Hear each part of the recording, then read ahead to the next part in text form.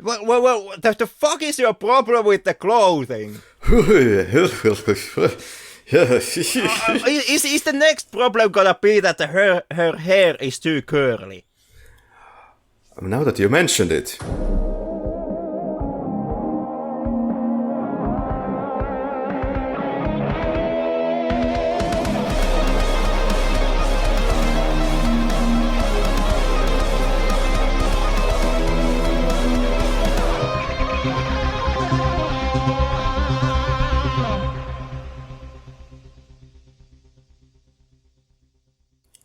What's inside me? What's inside me? What's inside me? What's in fucking inside me? Henrik, do you know the answer? I have like multitude of answers into that question. I would say Alien Resurrection tonight. Trying to get it out of me as safely as I can. Well, the first movie where you can distinctly feel that this movie is in the wrong hands and it's not an Alien movie. Written by a guy who doesn't get the Alien 3 colony name right, and directed by a guy who hasn't watched Alien 3.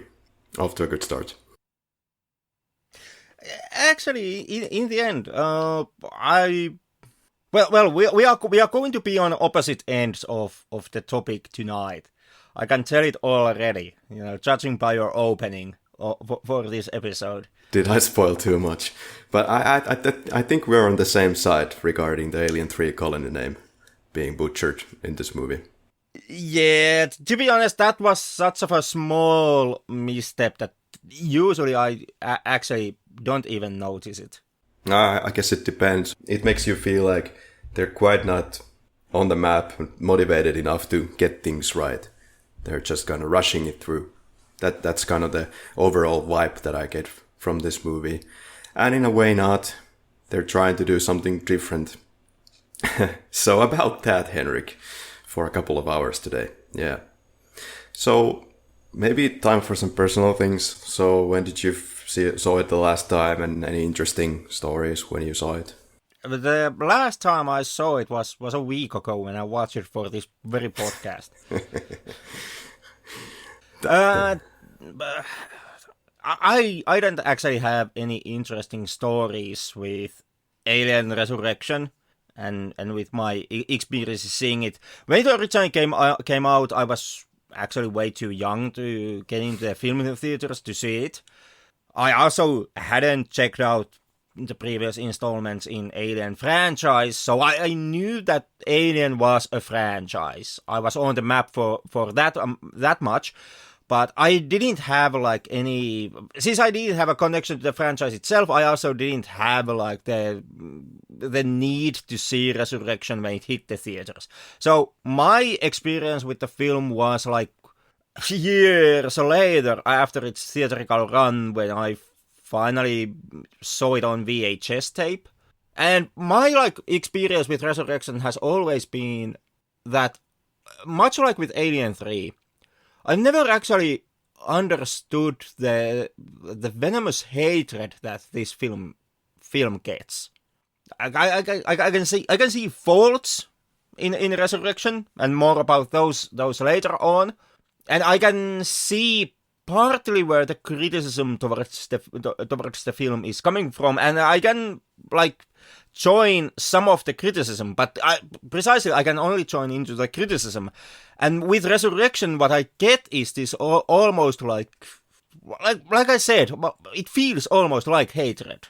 Like this venomous hatred towards the film, where every take that I find discussing about Resurrection, every take always starts with this is like the worst film I've ever seen.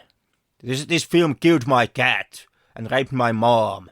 And there's no redeeming qualities whatsoever in this movie. I don't even know why I'm doing a YouTube video about this, except for a clickbaity title or something like that. I never actually understood where that comes from. Okay, well, there might be some personal bias on your side, and everyone has their personal biases. But so this was the first Alien movie that you ever saw, so you kind of get on from that point. It's not the first. Like I came to Resurrection like following the eventual Alien roadmap, seeing the. I'm not entirely certain. Did I see Alien or Aliens as my first? But most definitely, I did check out the first two films, and then I landed on part 3, and from there I finally, came to Resurrection. But for me, the whole franchise is kind of like I'm a late bloomer when it comes to joining the Alien franchise as a franchise. Kind of unavoidably also, seeing how the first film came out, 87? So, obviously, like, neither one of us were actually, there when Alien happened. Hell, we weren't even, like, we weren't at the age to even see Alien 3 when it came out. We weren't at the age to see Resurrection when it came out. So, obviously, we both of us, we are late bloomers to Alien as a franchise. I was there. Me, like I was there. Xenomorph in my diapers. well, in that case, I would say that the bias most definitely lands on your court, my friend. So, written by Joss Whedon, Buffy the Vampire Slayer, Avengers, Serenity, The Cabin in the Woods. But the director then altered the script's mood to something more serious than what this was. This was supposed to be more aching to a comedy vibe. Or did he actually modify it? It's just that you're getting some concept like Alien, which is sort of serious-ish sci-fi, fun sci-fi, but not really heavy on the humor. Here we kind of try to make it funny, but as a result, we kind of downgrade. Not so much Alien. Aliens actually look pretty nice in this movie, apart from the horribly overused goo drooling on their faces. I feel that just that mood doesn't fit this film at all. I actually, like, seeing how we are going to be on opposite ends of the topic tonight, I might just as well, start from here, and then we can go like point by point, and we can just disagree on absolutely everything in today's episode. Sure, let's pick our brains and let's go point by point. Yeah, but to start from the film or Resurrection shifting its tone. Yeah, that's actually one of the notes that I was planning to lead the conversation before you hijacked it and used my point before I had a chance.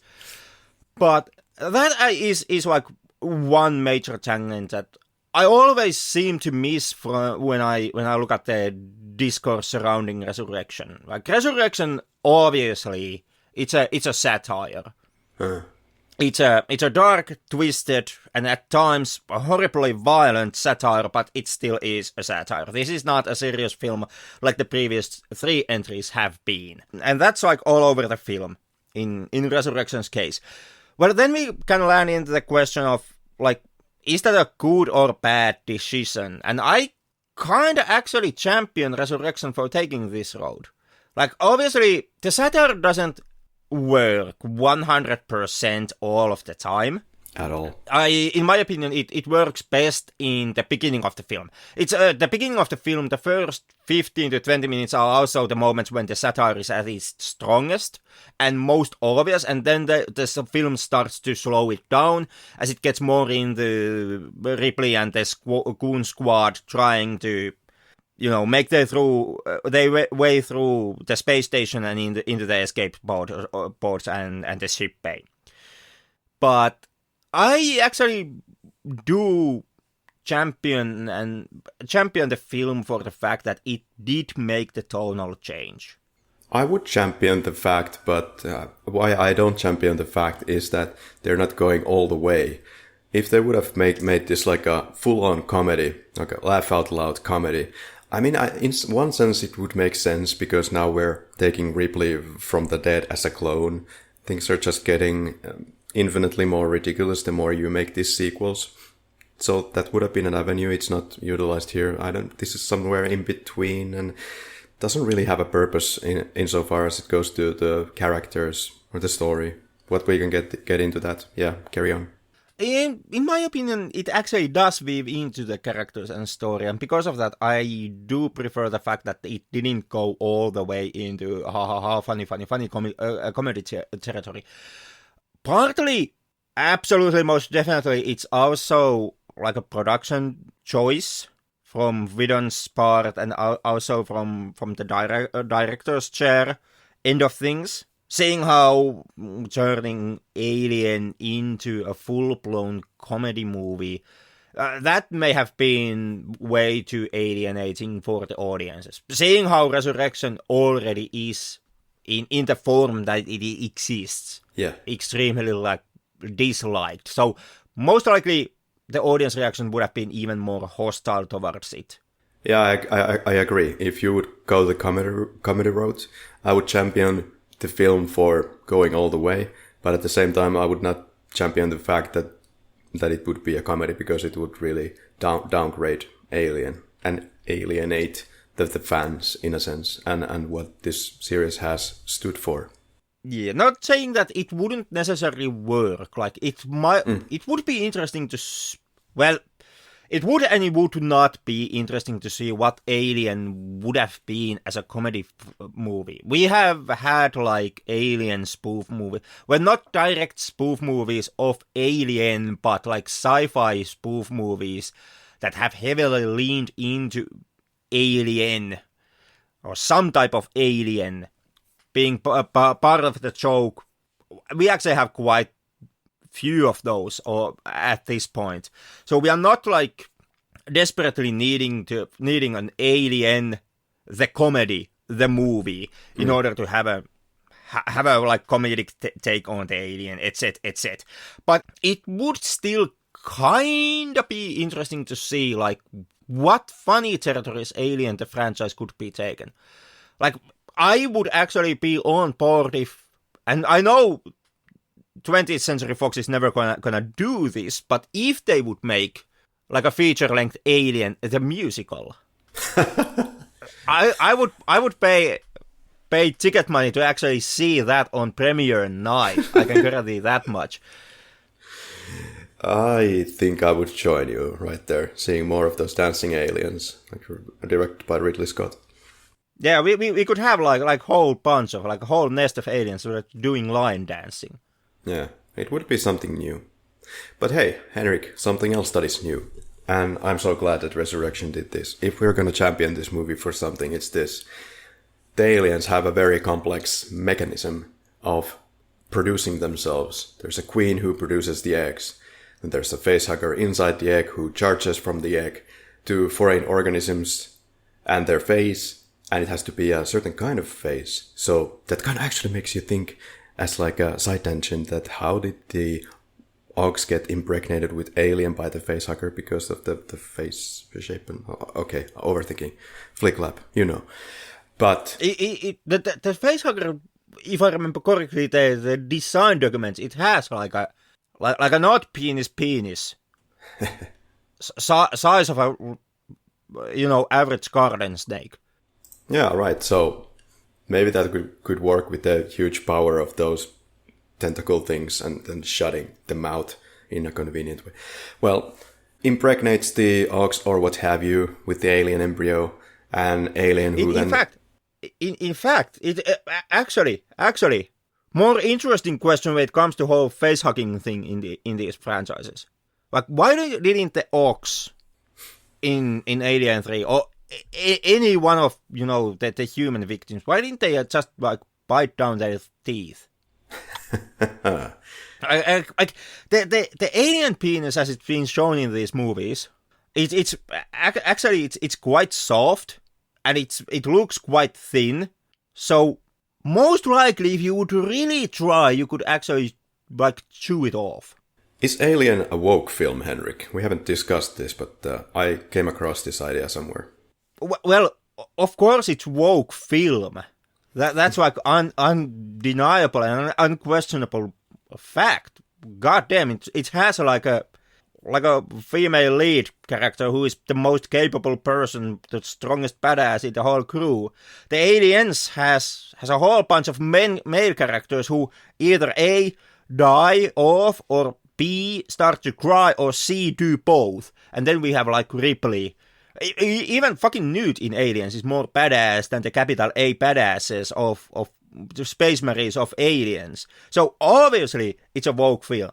Also, to continue from the why don't they chew or bite the not penis thing off. It's also woke in the sense that it's actually a consensual act, since they don't bite it off. Aliens is feminist communist propaganda. I can't understand why meat-eating red-blooded Americans champion these movies. And in that sense, I actually would believe, and I do hope, if any American listeners listen to this episode, what they take to their heart is that Alien Resurrection is the best film on this franchise. Because the rest of the world actually hates this movie.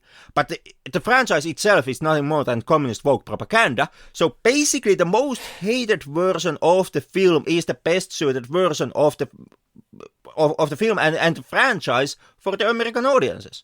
Wait, why would that be the case? It's still woke propaganda. It's woke propaganda, but it's woke communistic propaganda. Like the whole franchise. And if there's something that, Americans hate, it's those bloody commies. So obviously, anything that would actually ruffle the woke communist franchise the wrong way, it automatically has to be a good thing. Like the enemy of my enemy is my friend. That's it. In the original Alien episode that we did, the podcast episode, we were discussing that Alien is not woke, but we discussed that Alien is a rape movie. At least that aspect we covered. So it's interesting that if it's a rape movie, it's also a communist woke propaganda, and at the same time coming back to the rape, or what could also be considered some kind of a feminist film, where we gotta have the I'm going to hell for saying that, but consider the aliens who are indeed attaching themselves to people's faces. And we discussed that it looks like a rape. Yeah, and it could also be considered, like, as you said, consensual. And we have the aliens who are, well, for aliens maybe the xenomorphs less consensual, but the facehuggers consensual and impregnating men. So that's right from the playbook of feminists, right? It plays with gender identity. Men can become pregnant in Alien franchise. Also, Alien 3 is pro-choice. Seeing how Ripley kinda does extremely self-destructive abortion, and as the film argues, that's a good thing for basically absolutely everybody and the entire galaxy.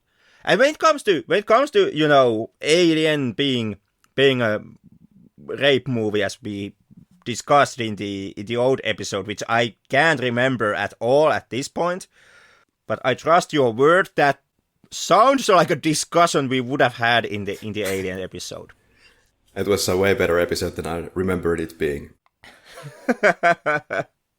But coming from that point, Alien being a rape film and these being woke communist propaganda, they are not mutually exclusive, because they can be both. I guess so. I have to side with you on that.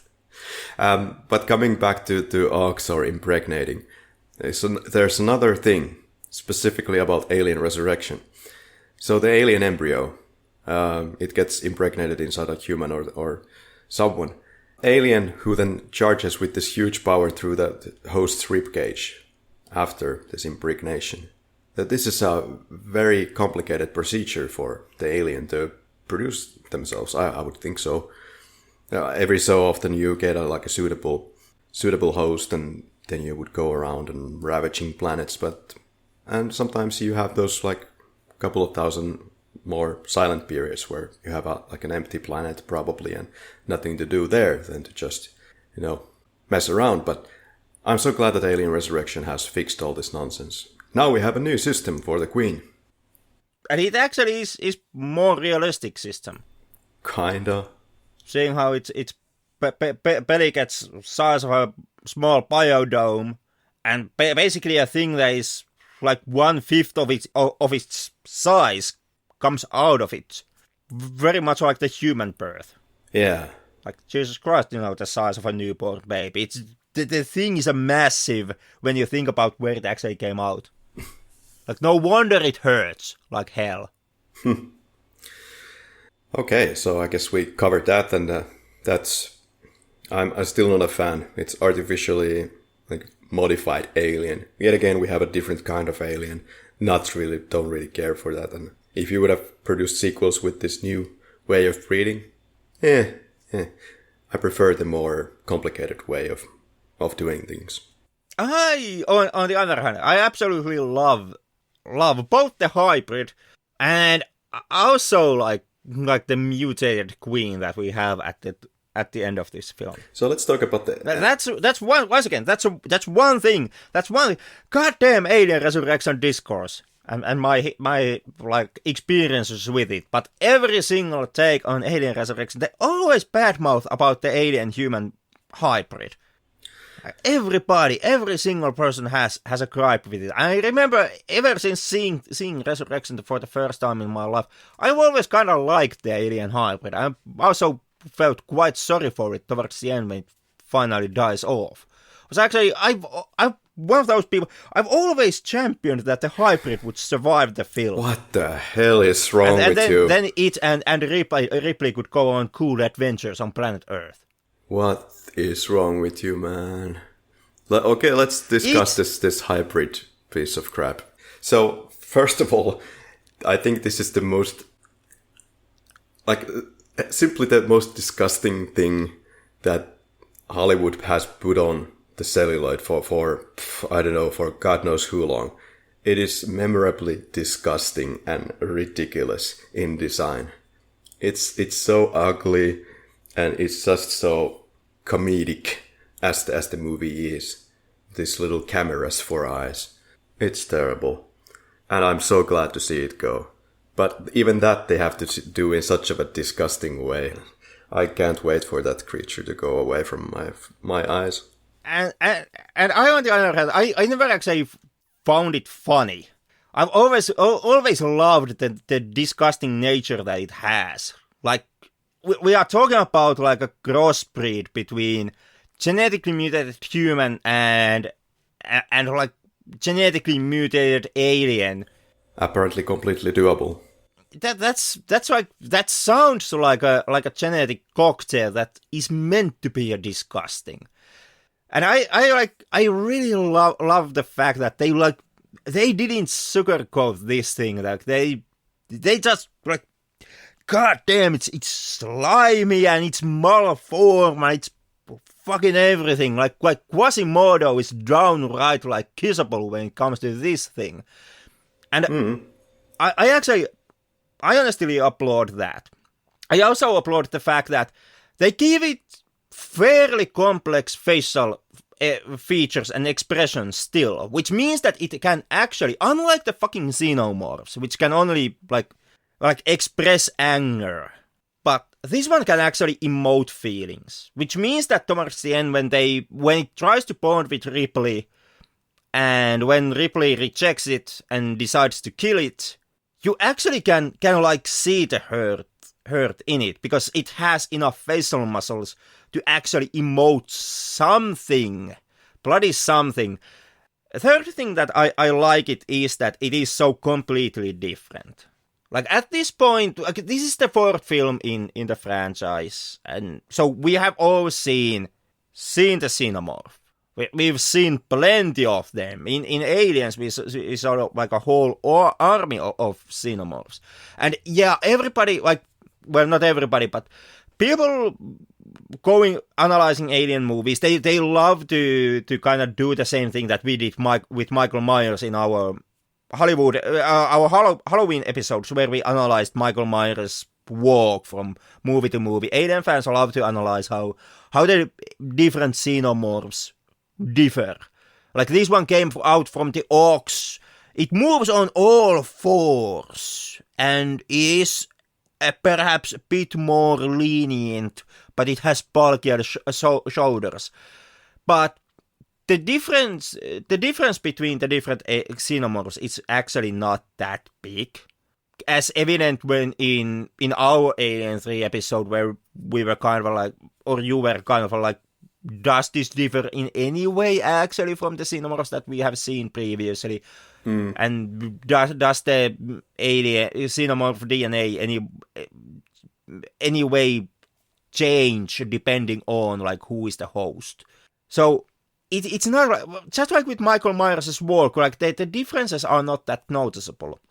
And when it comes to Queen, the Queen basically is once again, it's H.R. Geiger xenomorph, except the size of a semi-truck, and it has more stuff added to it. So it's like the basic xenomorph blueprint, and now it has spikes, and it's bigger, and it has sharper nails and stuff like that. But the hybrid here is completely different. So it takes us 3 sequels, and we finally get like a completely different looking thing. And I'm actually applauding also the film for that fact, that it just didn't give us like yet another xenomorph where there are just tiny itchy peachy changes, just so that, you know, hardcore fans can say that, well, it walks different. So much exchange. And I also love the fact that they do go through all this trouble, all this creature design, and creature creation, and like the special effects and all of that, just so that they can have a different type of creature that for the last like 15 minutes and lasts like 4 or 5 scenes. It's extremely wasteful filmmaking when you think about how much work hours have had to go into like designing and creating this thing, and like in some other movie I would perhaps use that as against the movie. Like I would demand the movie to be more monetary effective. But when it comes to my semi-trashy, satirical creature feature space sci-fi movie, I kind of applaud the fact that they are so wasteful that they just like for 15 minutes they went through all this trouble to design completely new type of a creature and then just killed it off. Okay, 2 points. You're not wrong about the creature being able to show emotions on screen. And that's a factual fact, so to say. It also doesn't matter when I'm watching this movie. It's not a factor for me. Well, different things for different folks. Secondly, I don't need new creatures in the Alien franchise. It's like something that they feel that the creators of these movies need to introduce something new that the audiences get interested. Well, probably if you ask the audience, they are not so interested. Kind of like the comedic approach of this movie.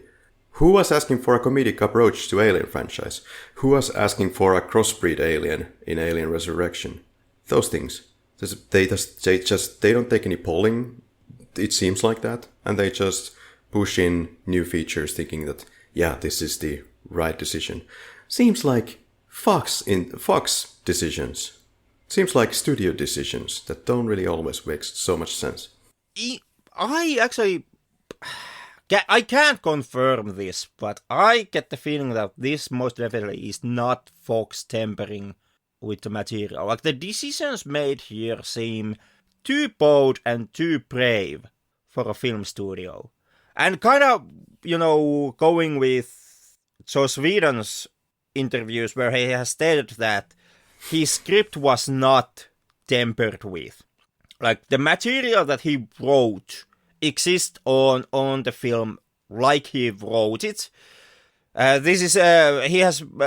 Joss has brought this up when he has tried to figure out why, like, Whedon hates Resurrection, and he has tried to kind of figure out why he hates the film so much if the film actually stayed true to his script. Because of course he can't go around and say that, yeah, I just made a piece of shit script. And Whedon's take is that the script is intact in the movie.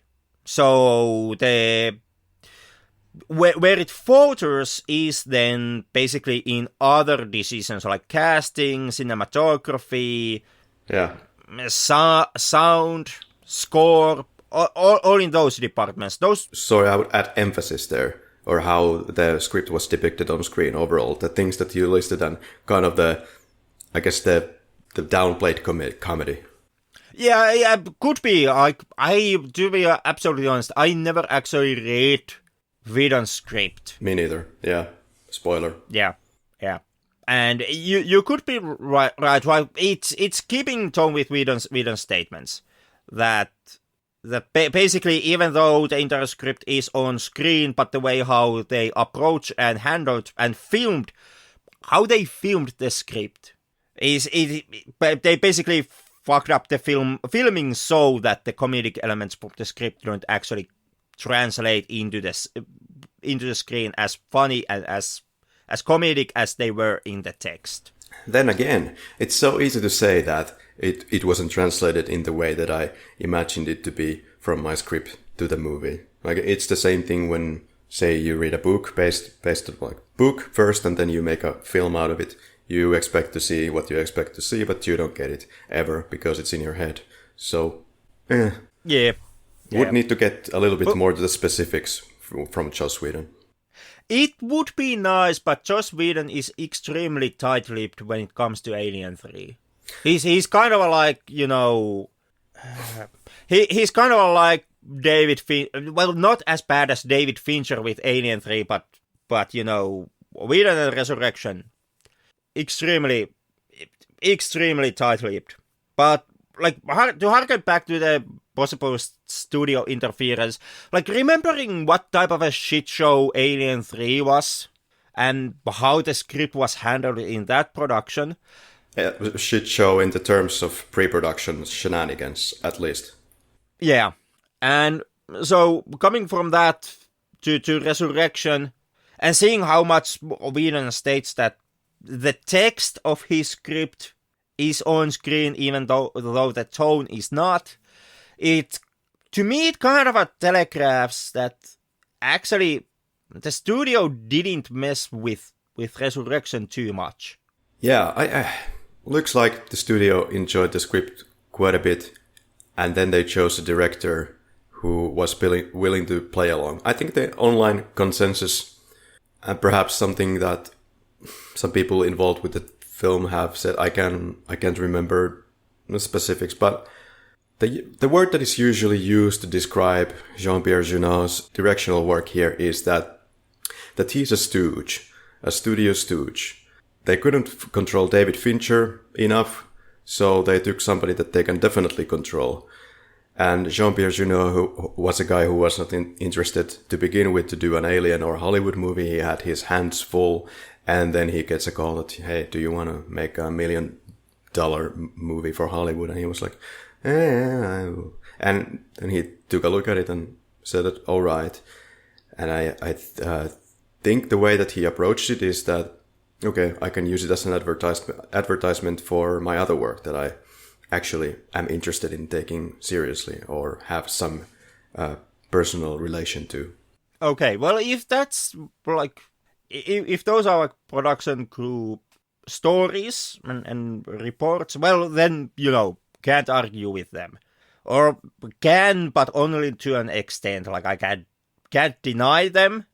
I can only try to play that's like their personal perspective into something that they were part of, but they did really exist in Jean-Pierre's headspace.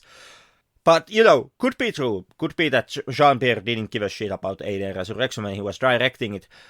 But I still see that this actually has quite a lot of, at the time, Jean-Pierre in it.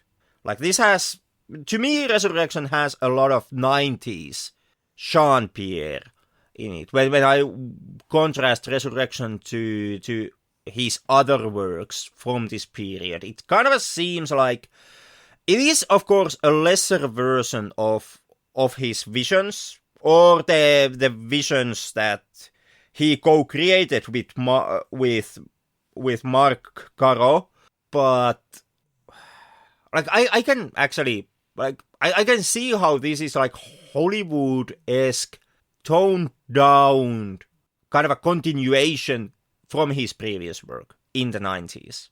One thing that I can see for his benefit is that Jean-Pierre Jeunet, as far as I know, Jean-Pierre Jeunet did not watch the other Alien films prior to joining this venture.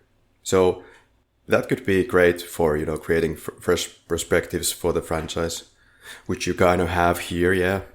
Didn't make for a great film, in my opinion, but that's another story. So I love that. I think directors, if possible, they should do that more. Don't go back to the previous parts. Just do your own spin. As long as you have done your homework about like the basics of the franchise history. Yeah, I'm kind of two minds about that. It's for me it's a case by case question. Yeah. When it comes to typical film discourse, there seems to be a kind of a hang up on the idea that anyone who makes something for the franchise, he has to have like a personal experience with the stuff that came out before. Like if you make Star Wars, the Star Wars fans are going to crucify you if you haven't seen all the previous Star Wars. Or if you are making Witcher series, the Witcher fans are going to crucify you if you didn't read the books and didn't play the games. And at times I can actually like side with that notion and do think that, well, it is like largely beneficial that you know like where the thing is coming from before you start making it. Just so that you get like the little things right and you know like what you are supposed to be doing and stuff like that. But I don't think that that's like do or die kind of situation where you are like condemned to fail if you don't have that experience. And like you, I do think that at times it is actually beneficial if the director or the writer of the new thing hasn't experienced the previous things. Yeah, absolutely. But never mind Alien Resurrection discourse. Let's talk about Alien Resurrection intercourse or pre-intercourse. The sexual tensions in this movie. Any thoughts about that kind of weird aspect? I fucking love the sexual intentions in this film. It's weird, but it goes along kind of with the whole sexual aspects of the monsters and that, where you have Winona Ryder and Sigourney Weaver's Ripley is touching Winona Ryder's character in all these sensual ways. For one. Uh-huh. Like, once again, you landed on one of my points before I managed to. I was actually, I was prepared to have a fight with you about this one. But to kind of expand the film here, or not to expand the film, but to expand like the talking point. To harken this back once again to discourse surrounding like Alien Resurrection. Alien Resurrection is a movie that oftentimes is compared to Ridley Scott's Aliens. James Cameron's Aliens. God damn. Fuck me. Oh. Here's an alien sound effect. I try to get this shit show back on the track. Oof.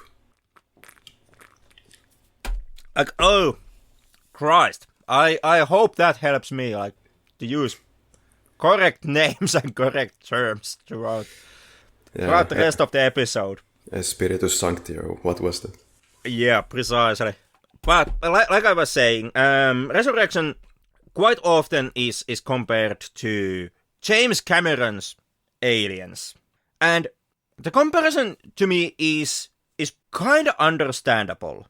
Like Alien and Alien 3, which were one xenomorph in claustrophobic environment horror films, Aliens and Resurrection are both pack of xenomorphs, get to the landing pad action movies. And usually this comparison between Resurrection and Aliens is being used to highlight kind of the problems and the many failures of Resurrection. But I think that if we are to compare, then let's really compare Resurrection and Aliens. Because theme-wise, to me, Resurrection and Aliens, they are kind of a mirror images of each other. Complete opposites. They take the same building blocks and arrive like completely different conclusions. Aliens came out, and this to me kind of plays out into what you were saying about the sexual tensions or implied sexual tensions throughout Resurrection. Aliens came out during the Ronald Reagan years, and like said in the previous episode where we talked about Aliens, you can see you can see Aliens as a film kind of mirroring the Vietnam War. Yep. You can kind of see it as a metaphor or allegory to Vietnam War, which was a common topic in Hollywood films during this time period. Like at the same decade that Aliens came out, also came out Platoon, Full Metal Jacket, Good Morning Vietnam.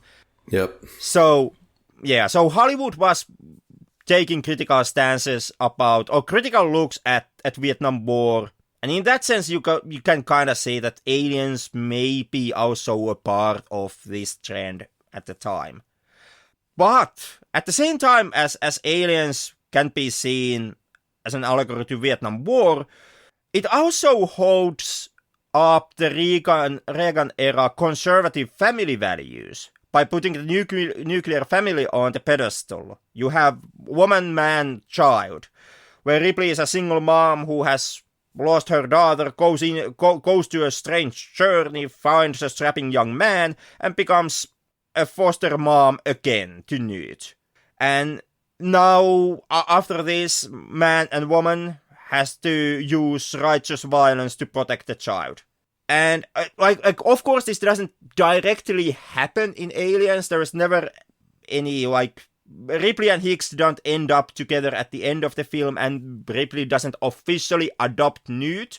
But in my opinion, the comparison and metaphor to nuclear family values is still valid to be seen in the text of Aliens. And in my opinion, it's also kind of evident in the discourse that surrounds, Aliens, and especially Alien 3.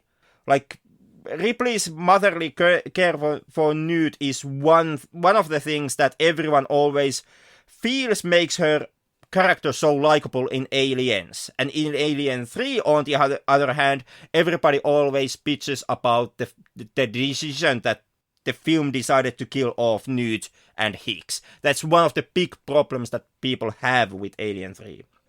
So yeah, it feels sad, but I just regarding that, I never felt that was terribly important, and it's hard to imagine even a continuation for these characters in Alien 3. Well, given that the Newt actress would be much older now, and then you would need a replacement, and it gets a little difficult and it's sad, but kind of fits the Alien 3 metaphors and the whole story, that how everything is taken away from Ripley, in my opinion. Yeah, and I'm on the same side with you on that one. I also, if memory serves me correct, I already voiced my opinion on this in the previous episode, but to reiterate my thoughts on that question, I too I liked Michael Biehn a lot. Yeah. As Hicks. The kid was okay. I like Hicks's character, and it is sad that, Hicks is dead in Alien 3, but that never actually bothered me. And in a way, I actually like the cold tonality of Hicks just dying, or Newt just dying because of a cryopod malfunctioning, and Hicks being just impaired by some ceiling structure.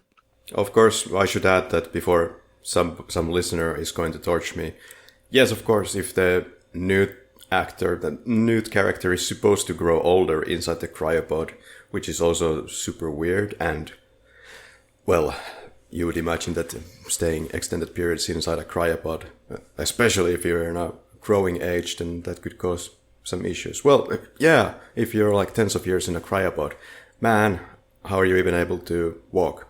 I haven't really delved deep into the intricacies of a cryopod in science fiction, but that's my thoughts on that. You could go, I guess, many ways with that. But to harken this all back to take this long sidetrack back into the sexual tensions in Resurrections. Yeah, how do you feel about that? To finally arrive into my actual point on the matter. So Ripley's motherly care has made her so likable in Aliens, and that I can actually see is perhaps one of the big reasons why people find Ripley's bitchiness in Resurrection so off-putting. But yeah, while it's Resurrection's mirror image movie, Aliens, as established, is reinforcing the whole Reagan-era nuclear family value ideology, Resurrection goes actually completely different route.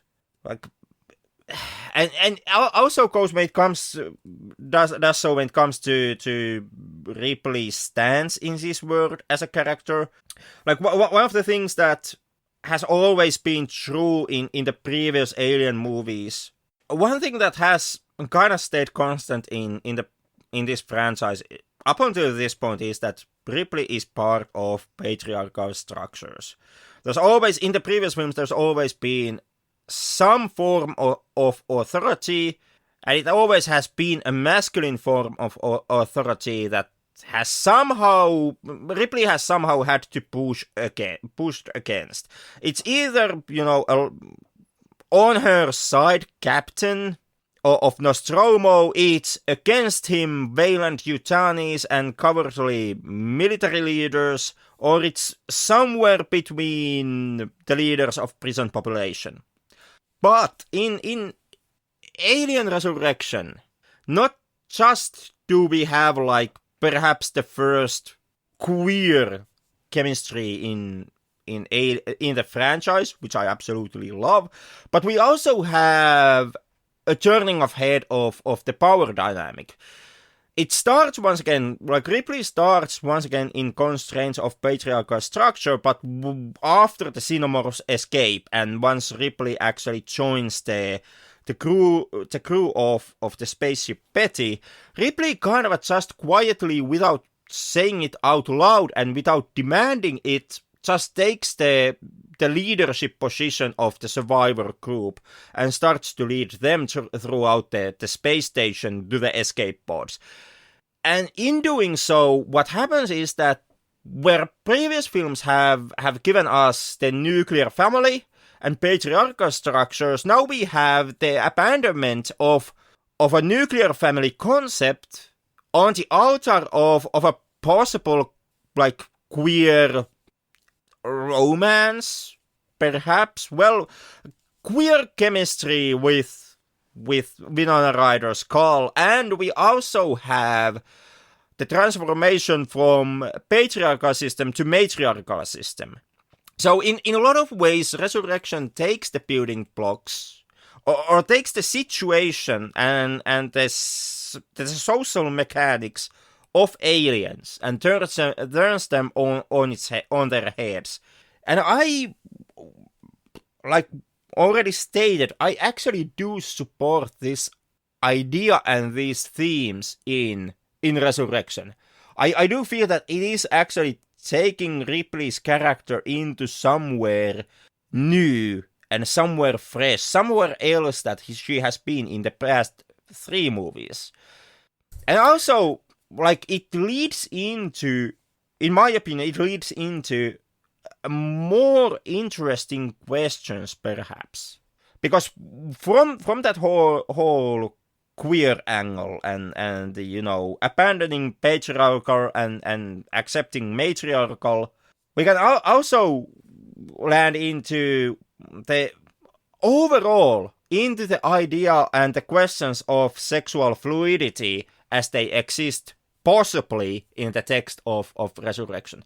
In the previous films, Ripley has been pretty, well, not 100% straight necessarily, as that has not been like established 100%, but she has been extremely straight-ish. Her lovers have all been men.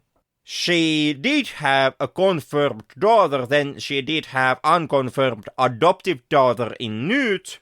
So Ripley, in Hollywood terms, Ripley has been a straight character. And now with Winona Ryder, we have the possibility that Ripley might now be gay, bi, or seeing how Ripley is a hybrid of alien-human DNA, there's also the possibility that Ripley is free of sex or sexuality as a human concept in a way of seeing, of like defining your identity. Like there's a possibility that Ripley does not identify as straight, gay, or bi in the sense that she would see that definition would have emphasis on her identity, unlike it is for us. Like to us, it's a actual big deal. Are you gay? Are you straight? Are you bi? Are you trans? But in an alien hybrid clone Ripley, it could be that like she just is something. I think you're giving way too much credit for the makers of this film, that they had their head straight and their ideas right when they started making this film, and that they would have had such of a complex thematics going on behind the metal. I say that when it comes to the sexual tension between Winona Ryder and Sigourney Weaver's characters, at least it establishes in an interesting, weird way that these are two outlaws, two weirdos that everyone else is a little bit concerned about, and so they join forces and they kind of make friends. One is an androidy thing called Auton, and then the other is a weird clone of alien and human. And then when it comes to the gay and that whole thing, I don't know, I don't have any strong opinion on that, except that somebody could take this the wrong way as well, like having the gayness and the weirdness together, making being gay kind of disturbing and scary. Sexual fluidity, yes, you probably see that on the screen. Queerness, yes, they are some kind of underlying thematics, yes. But what's the overall value of having these in, and what do they contribute to the movie, and where do those things even lead the movie? Nowhere really, they're just there. Unlike in something like Aliens, that whole Vietnam War trauma and having Newt in the story, that kind of was going somewhere.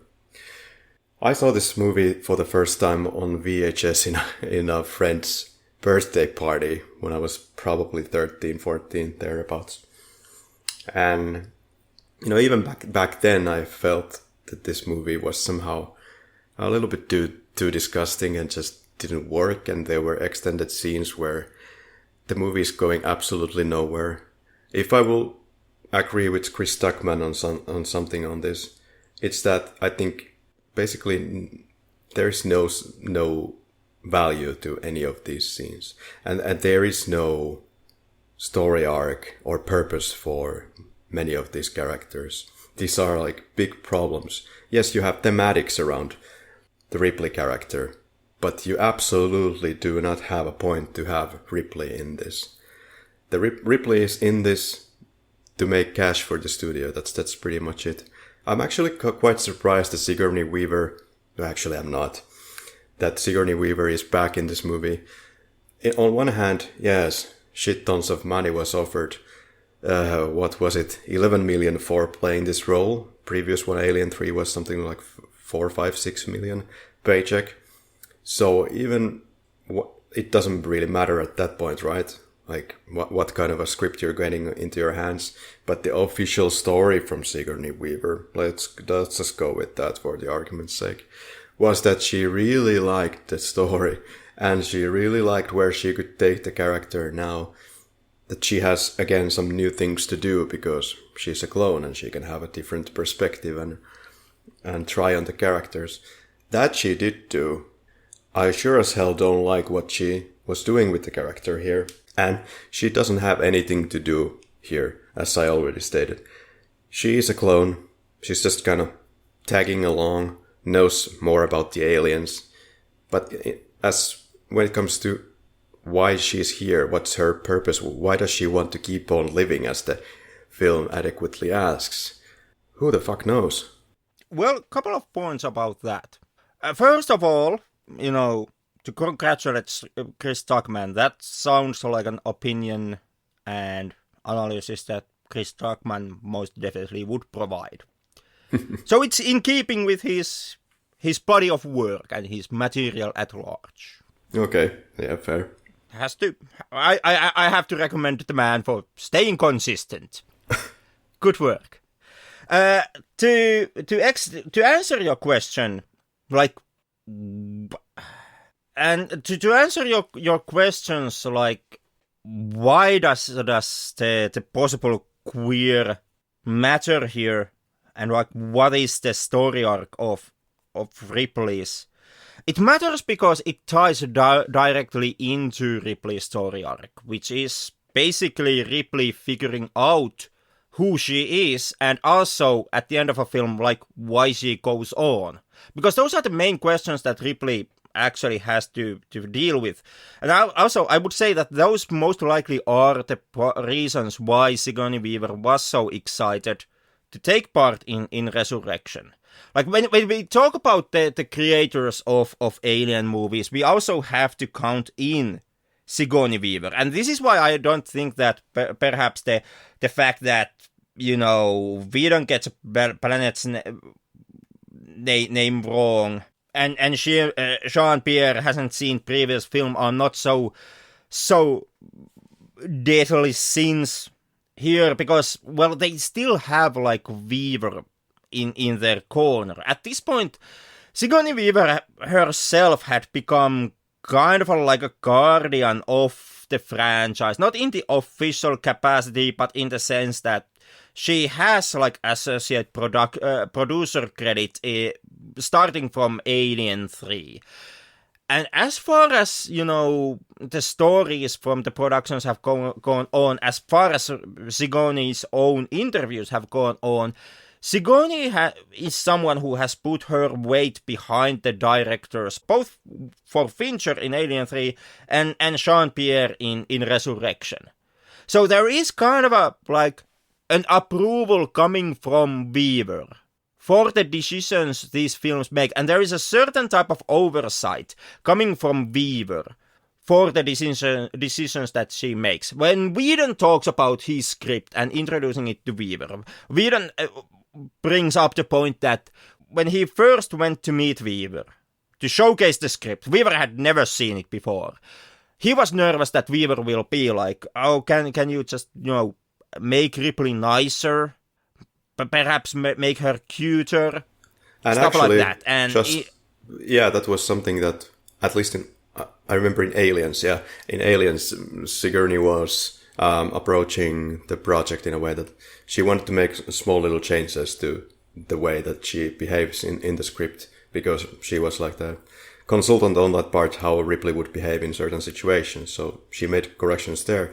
You're saying in Resurrection she was just all go for this weirdness because she's a clone? Yeah, in fact, if we are to trust Whedon, when it came to the script treatments, Weaver herself actually pushed Whedon to make Ripley go even further into this direction. Yeah. So in that sense, we have like these changes in Ripley has Weaver's acceptance behind them. And with that, I actually do see that like the main point, the main question circulates around Resurrection when it comes to its characters, and especially when it comes to Ripley, is, like you said, for Ripley to answer the question like why she even cares and why does she continue. Because the whole film is basically Ripley in different ways trying to figure out exactly who she is now that she's not entirely human, she's not entirely alien, and she's basically free of all the character package that, the real Ripley has had. And she's a blank slate in a kind of negative way, because even by the end of the movie, while she's looking at the Earth in the theatrical cut, or is sitting in the ugly landscape of Paris, of the current version of Earth, yeah, she's still clueless, like, what am I gonna do now? What am I doing here? Okay, let's see in the next movie, which doesn't happen in this timeline. She may be clueless, like, what she's going to do on Earth. And that's kind of understandable. That's the first time that she sees Earth, and the Earth apparently is, like Ron Perlman says it, a shithole. Hole. So, obviously, like, well, hell, I would be even wondering what the fuck I'm supposed to do there. But what Ripley actually manages to answer throughout in course of the film is the question, like, why she still continues on. Now she has to, as the film ends, she has to figure out, like, what she's going to do next. But she's already figured out why she's going to do something and who she's going to do it for. Oh, please enlighten me. What has she figured out? She wants to go back to school to look at pictures of little girls and learn new alphabet? First of all, what she has learned is to once again take control of her bodily autonomy. That's something that, as the film starts, that's something that Ripley clone has been ripped off. She has been birthed and grown in a test tube, and she only exists to basically benefit the others. In this case, the whole, what was the Earth science, whatever the actual bad guy organization was, the not Weyland Yutani of the film. In the very beginning, she's outright described to be nothing but a meat byproduct. And then, basically, her bodily autonomy is stripped away even further when the science lab decides to dress her up in a white dress and define her as a lady. And then, as she continues on, or as the xenomorphs escape, Ripley finally becomes an agent for herself. She quickly disregards the white dress and changes gear into much more masculine attire. And same way as basically when it comes to sexual tension, and we can ask questions about the Ripley's, if Ripley has even has the concept of sexual orientation as a defining character attribute, we can also ask, like, if Ripley has a notion of gender as a defining character attribute. Like, I'm not saying that Alien Resurrection is outright trans representation, and the film never states that it is. But the richness of film criticism and analysis is that we don't have to deal with objective truths.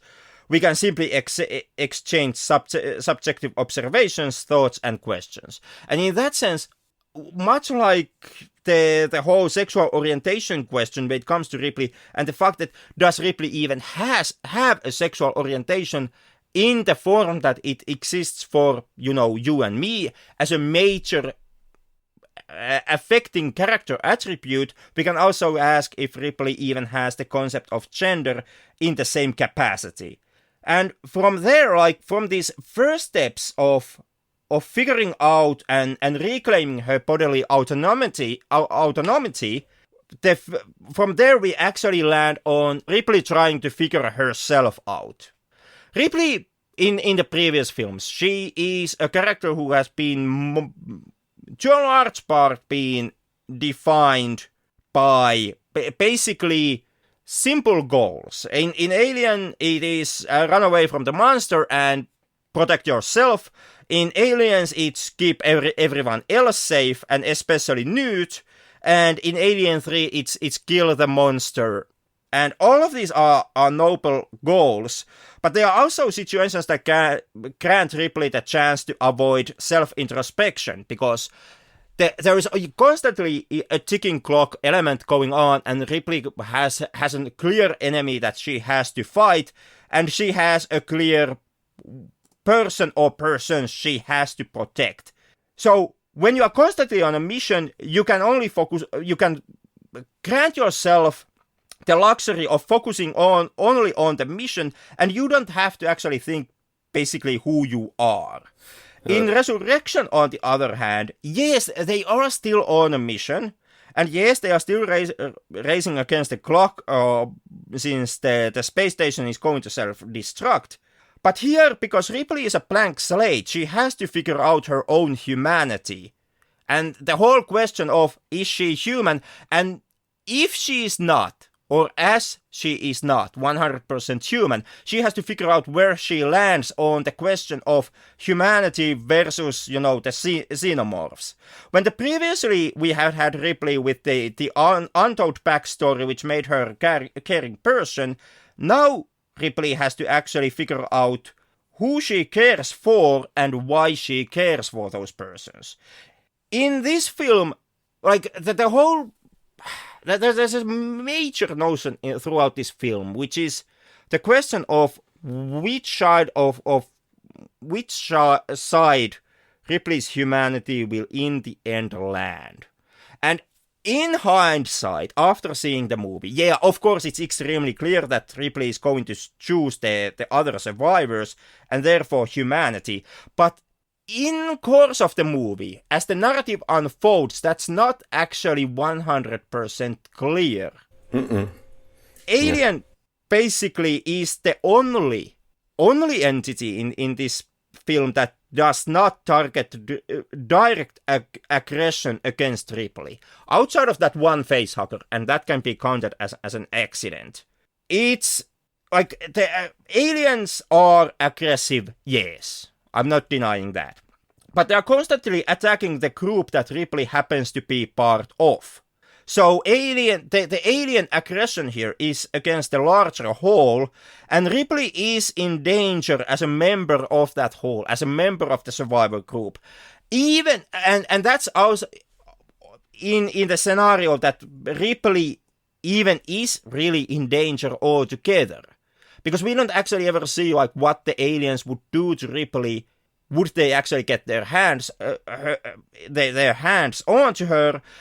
And when it comes to the very end of the film itself seems to argue that the aliens wouldn't even necessarily had hurt Ripley. The Queen has no hostility towards Ripley, and when it comes to the alien-human hybrid, that's actually directly on Ripley's side. Well, so when it comes to like Ripley and her humanity in this movie, it is the humans throughout the film who treat Ripley with a direct violence in their first contact. The scientist team is a bunch of assholes who say that Ripley is basically a dog that is being trained new tricks and is a meat byproduct.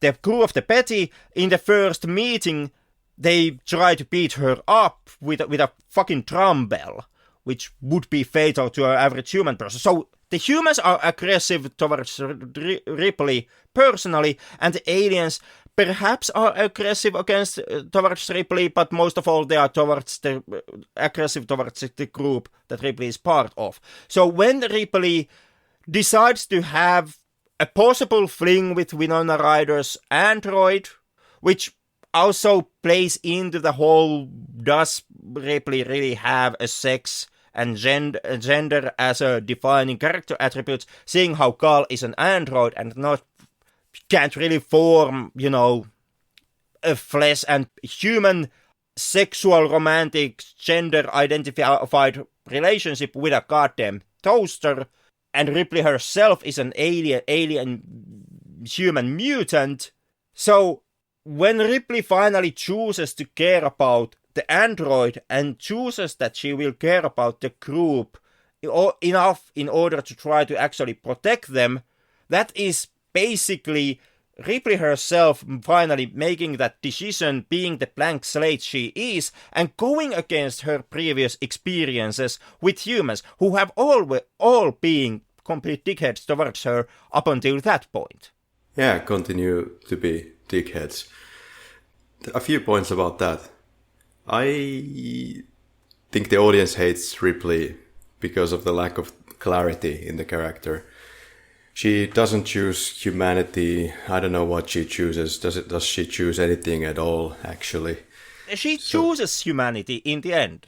She protects the humans and she wants to bond with Carl, who, in Carl, she kind of chooses the extension of humanity in form of an android.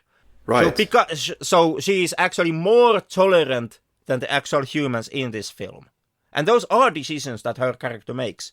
Now, at the end of the movie, I could go any direction here, what that could look like when she gets to Paris. Is she just going to be butchering humans like the aliens? Like, what's her motivation? Maybe for her pastime, he will just kill all the pesky humans and put up some android factory. Who knows? So Could be, but that would be actually more Ripley figuring herself out than what was in previous films, where her humanity that was granted her already in birth already automatically sides her with humans, and where her previous, like, Amanda Ripley dead daughter thing automatically grants her the motherly jobs when it comes to Newt, and where her heterosexuality automatically basically makes her someone who is going to start to reinforce the nuclear family unit with Hicks. Well, so basically in there all the previous stuff, because Ripley is not blank slate in Alien, and character carries over to Alien 3. Basically those choices are already given to her automatically. I wouldn't make a huge distinction comparing to what Aliens is doing with Newt and what Alien Resurrection is doing. You know, despite this kind of seeming lack of clarity in her motivation, on the other hand, she kills all the humans, then kills a couple of aliens once again, and, well, in this case, she kind of has some affection towards the baby.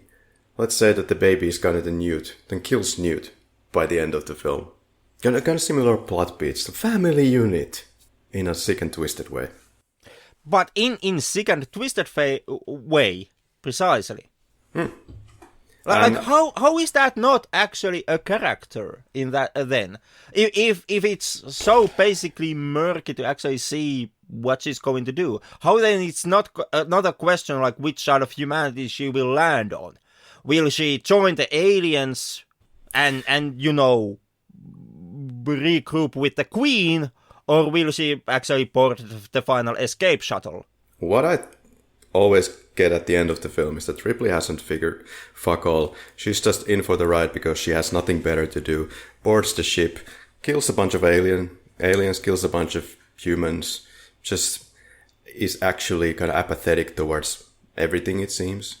Has some feelings under the surface. If you look at the special edition and she looks at the picture of a girl and seems to connect that with her daughter or Newt and the painful memories that she still somehow carries on as a clone and all these weird things. We can get to that but you as don't well. even need special edition to actually get that. No. Because she is obviously remorseful when she kills the hybrid at the end of a film. And she is obviously curious when it comes to Carl and a vanilla queer-coded scene that the two share. So there is emotion in her, and she makes painful decisions, especially in the end of film. Yeah. When she basically kills her own child. Oh, such a sacrifice. And now the audience can finally figure out what she is standing for. Nothing. Well, she is standing for humanity, and she is standing for, android supremacy through Carl. I guess we have to... I hate saying this once again, but agree to disagree and try some other things about the movie. No, we don't. You can just fucking admit it and join my side. I know that you get like minus 50 Stockman points for that one. But, you know, my side is obviously better. It is objectively correct. And I have a jacuzzi. So... I can see that you have done some painstaking thinking here to actually make Alien Resurrection look like it has some point or some deeper meanings. And it is clearly there. It is clearly there. Everybody's just too grossed out by the alien hybrid baby thing, which is like the first 5 things that everybody always... Well, first 3 things that everybody always points out when they start to voice out their gripes about the resurrection. Yeah, well, still... Alien Hybrid has just traumatized you, and now you are working actively against the film and refusing to see what is blatantly in front of your eyes. What is blatantly in front of my eyes is an unlikable version of Ripley, or protagonist, if you will, whatever the hell she is. And... Well, how is she unlikable? She's a character who is trying to figure herself out. And she is doing it in one of the most hostile environments ever. Like, hell, if I understand that she is a cold person in here. Uh-huh. But look at it from her perspective. She has just been brought to life only to work as a basically just like a womb so that they can actually get the small alien embryo in their hands. After that, she's being talked down to, you're nothing more than a dog and we are teaching you new tricks, etc. And these characters that she is meant to protect here have all acted with violence against her. So...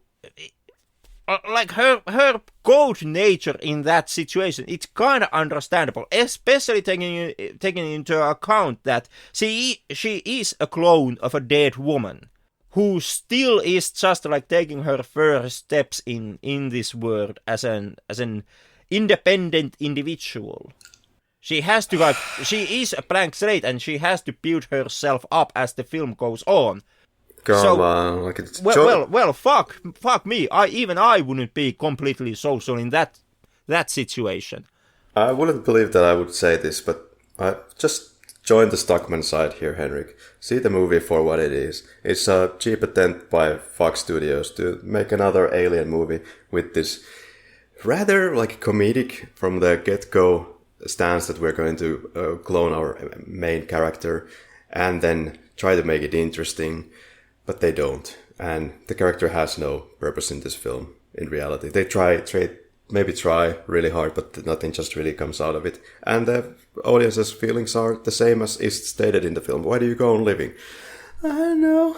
And same goes for kind of the other character. I would actually argue that Winona Ryder's character has more of an arc here than any of the other characters. And I have to say that is precisely a take that Stockman would make. So I have to once again congratulate the man for staying consistent. He disregards everything that is blatantly in front of his eyes.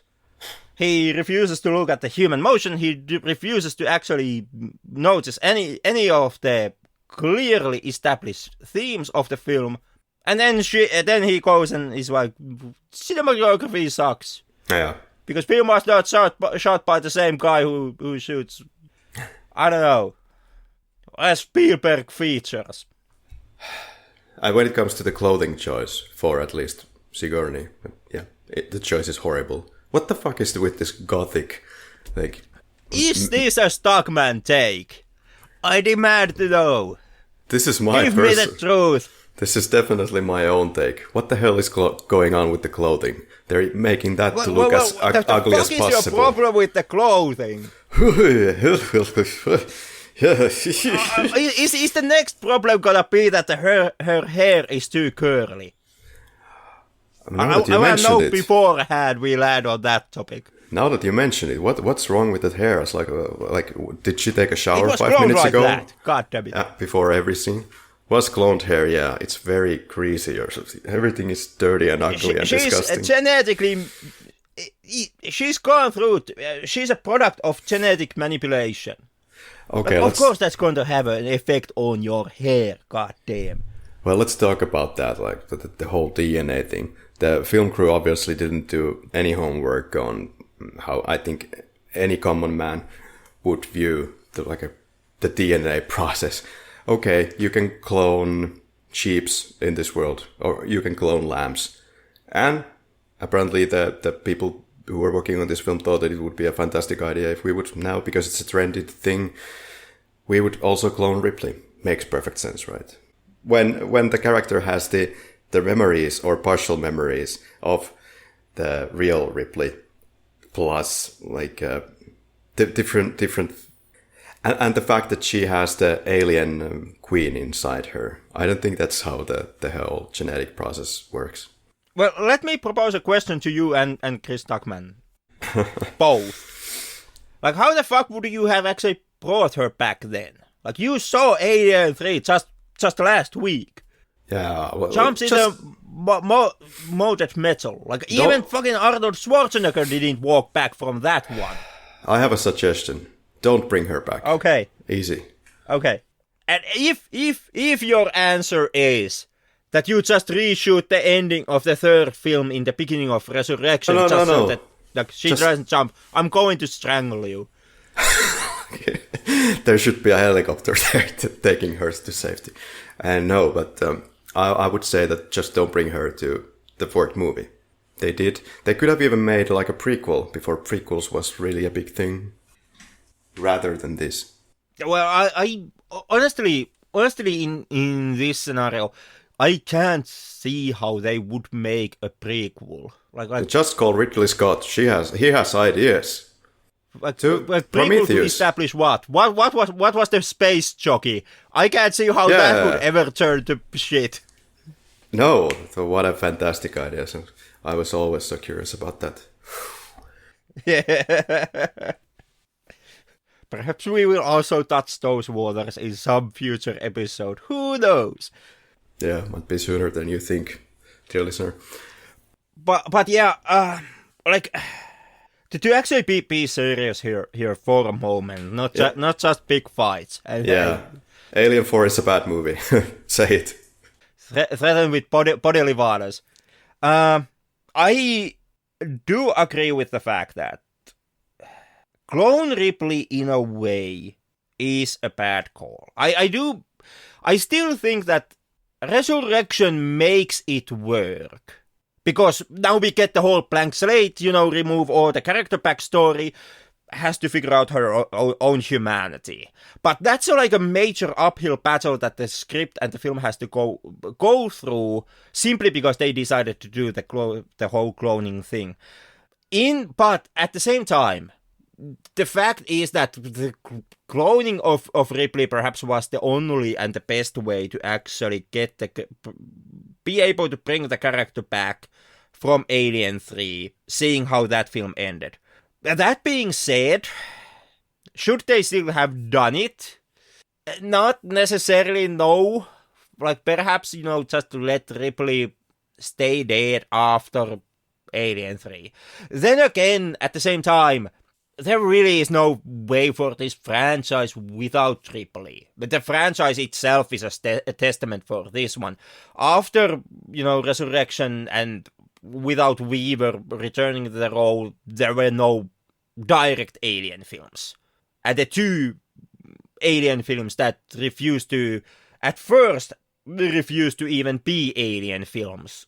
Yep. Well, just look at those things. I know. So in a way, Alien just like as a franchise, it ended with Ripley. It did. It probably needed to, or people just clearly didn't have good ideas where to take the franchise. Ridley Scott, oh my god, let's not talk about that just yet. But hey, maybe do something else to the pot if we're kind of done with this thing. Well, the movie is severely unfuckable, but who is the severely fuckable in this film? Like, there's a lot of nasty sexism in this movie from the late 90s. Later also, Ripley has these weird dialogue moments like, okay, who do I have to fuck to get off this boat? And even the characters are giving their expressions, what the fuck? And I have that feeling exactly. Where is that coming from? Or she's just having her hormones kind of bubbling up because of this all-tone character. Like I actually like that line. I admit it is cringy as all hell as a line as it exists, but I like it in combination with the whole question of how Ripley perceives sex and sexuality, because it kind of enforces once again that question. In previous films, sex, when it's been even acknowledged, Alien does not acknowledge it at all, if I remember correctly. In Aliens, it is hinted, not as an act, but as a theme. The nuclear family, man, woman, child. And in Alien 3, it is an act of compassion, which is all kind of a keeping in with how traditional flesh and blood humans like you and I, we are being kind of a thought to perceive sex as. It is an intimate, it is sweet moment, it is something spectacular, or at least on the straight male side. Well, can't say anything for the women, but for men it is supposed to be some type of a goddamn, like a culmination of our lifetime, especially the first time that we get laid. And then we have like Ripley, who, as once again, as a blank slate alien human clone hybrid thing, we can once again ask the question like, how does she perceive sex and sexuality? And in that context, her extremely kind of casual line like, who I have to fuck, which she states out also extremely bluntly, kind of works. It kind of brings more emphasis into the idea that, well, perhaps to this clone Ripley, sex and sexuality is not some type of a like holy or sacred sacrament that you are supposed to take with a special someone on a special moment in a special place, etc. Well, actually, I have the Joss Whedon script right here. Let me see. Yeah, in the original script, I can see now why Joss Whedon is so angry that this is not precisely his original vision. In the script, as a response to Ripley's question, who does she need to fuck to get off this boat? In the script, the call Auton droid replies, you are already currently being fucked by Fox XX, remember? But there's a lot of weird dialogue moments in this film. Who are you expecting? Santa Claus? There's a lot of... there should have been somebody to take over the script and go through it and kind of polish it. We need some polisher here. The dialogue quality, -20.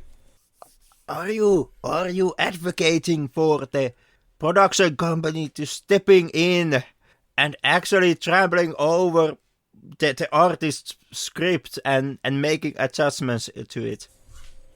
No. Well, fuck you in that case. I was actually hoping that if nothing else, Joss Whedon's script would have actually finally tempted you to join me in the dark side and actually admit that perhaps in some cases, you know, the studio oversight is a good thing.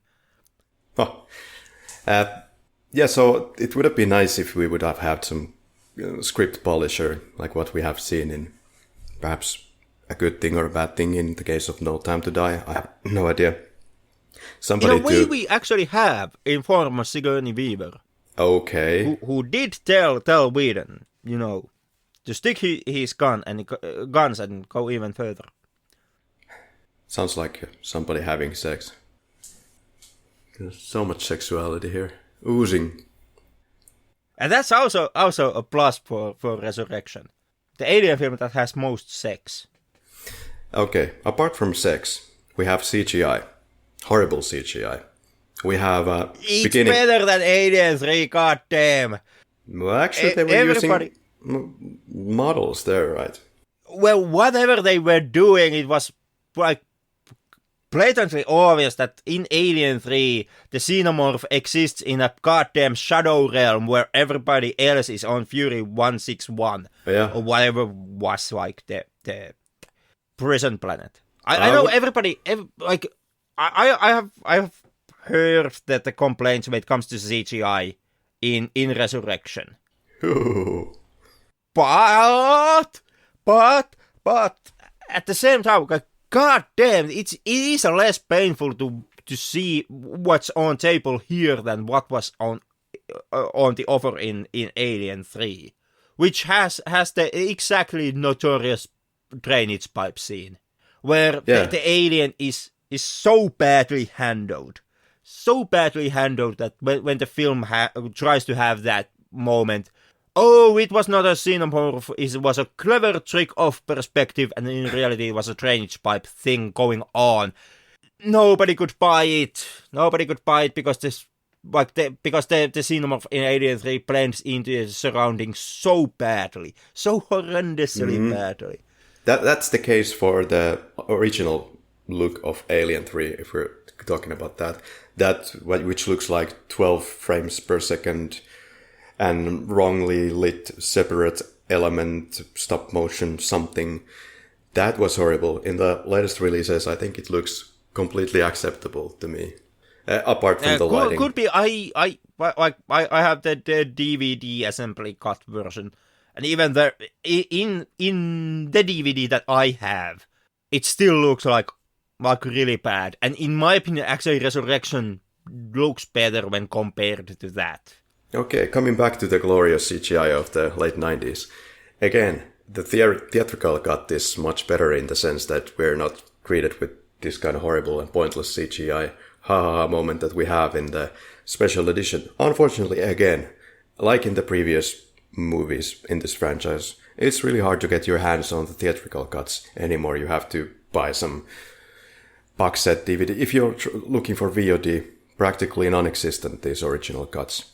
So anyway, the movie, it starts to immediately devalue kind of our antagonist, like in the first 5 seconds. Like a bug is supposed to look like an alien. Oh, then it's not an alien. That is horrendously bad, I admit. Yeah. The fucking CGI being implanted into the guy's throat, where the camera is supposed to go inside the guy's throat, where the alien is then coming out of the stomach. That doesn't bother me. Okay, it's a goofy as hell. I hate it. We are in the department of CGI effects that don't bother me in this film. When it comes to the opening bug, or whatever fly it is supposed to be, that is inexcusable. I admit that much. That makes me want to gouge my eyes out. We don't need these goofy shots, Henrik. We don't need the CGI camera going into electronics in a microscopic size and all this stupid nonsense that, you know. I actually liked it. I honest to God, I do like it. I feel that it brings some electricity into that moment. And the reason why it works, in my opinion, is because following that, we have the moment where the guy who has the chest burster is about to, well, burst. And there are those seconds when he walks to the asshole science man. Oh my God. Like, his walk is so exaggerated in that moment that it would be kind of a really obnoxious alone. But to me, basically, the CGI chestburster screaming in his throat shot, it kind of injects the absurdity and kind of gives the moment, the scene, this surrealist energy for me. And with that energy, the dude's walk is not it doesn't bother me. So to me, like that CGI shot actually saves the scene. It's a dumpster fire scene. This is the worst scene probably out of this film. It's not. So it's not. It's actually quite clever. It's quite clever. It's the only time in this ass-ridden franchise when chest burster is being used as a weapon. Same way, like this is the only time in this franchise when we are being shown. Well, not in this franchise, but in the movies of this franchise when we are being shown the actual impregnation and harvesting operation as being like performed in a controlled and believably systematic manner. Harkening back to our like first episodes, which when we were all about like having firsts in franchise or film history or whatever, and okay, later on I have turned against that notion, and I have like started to view the question of firsts as something that perhaps is doing a disservice to film discourse, but to harken back into those days, we have two firsts in Alien Resurrection. And when it comes to the first count, that makes this film good. Oh, if it only would be that simple, Henrik.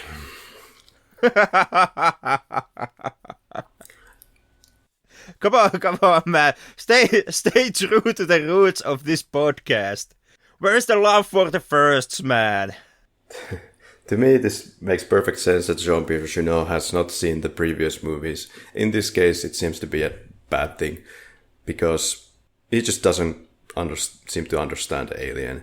He seems to think that he knows what makes a Hollywood movie work.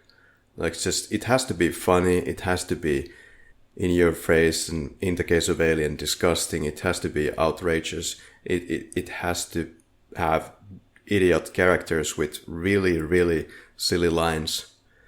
Silly swearing and extremely cliche lines that make you squirm. Well, once again, the film is satire. God damn. Let's not forget that one. We're not dealing with serious alien film here. Well, it's a dark, twisted, and violent satire. It might be that. Let's say that. It's not even question of might. Like it's obvious that it is. Ripley has black nails.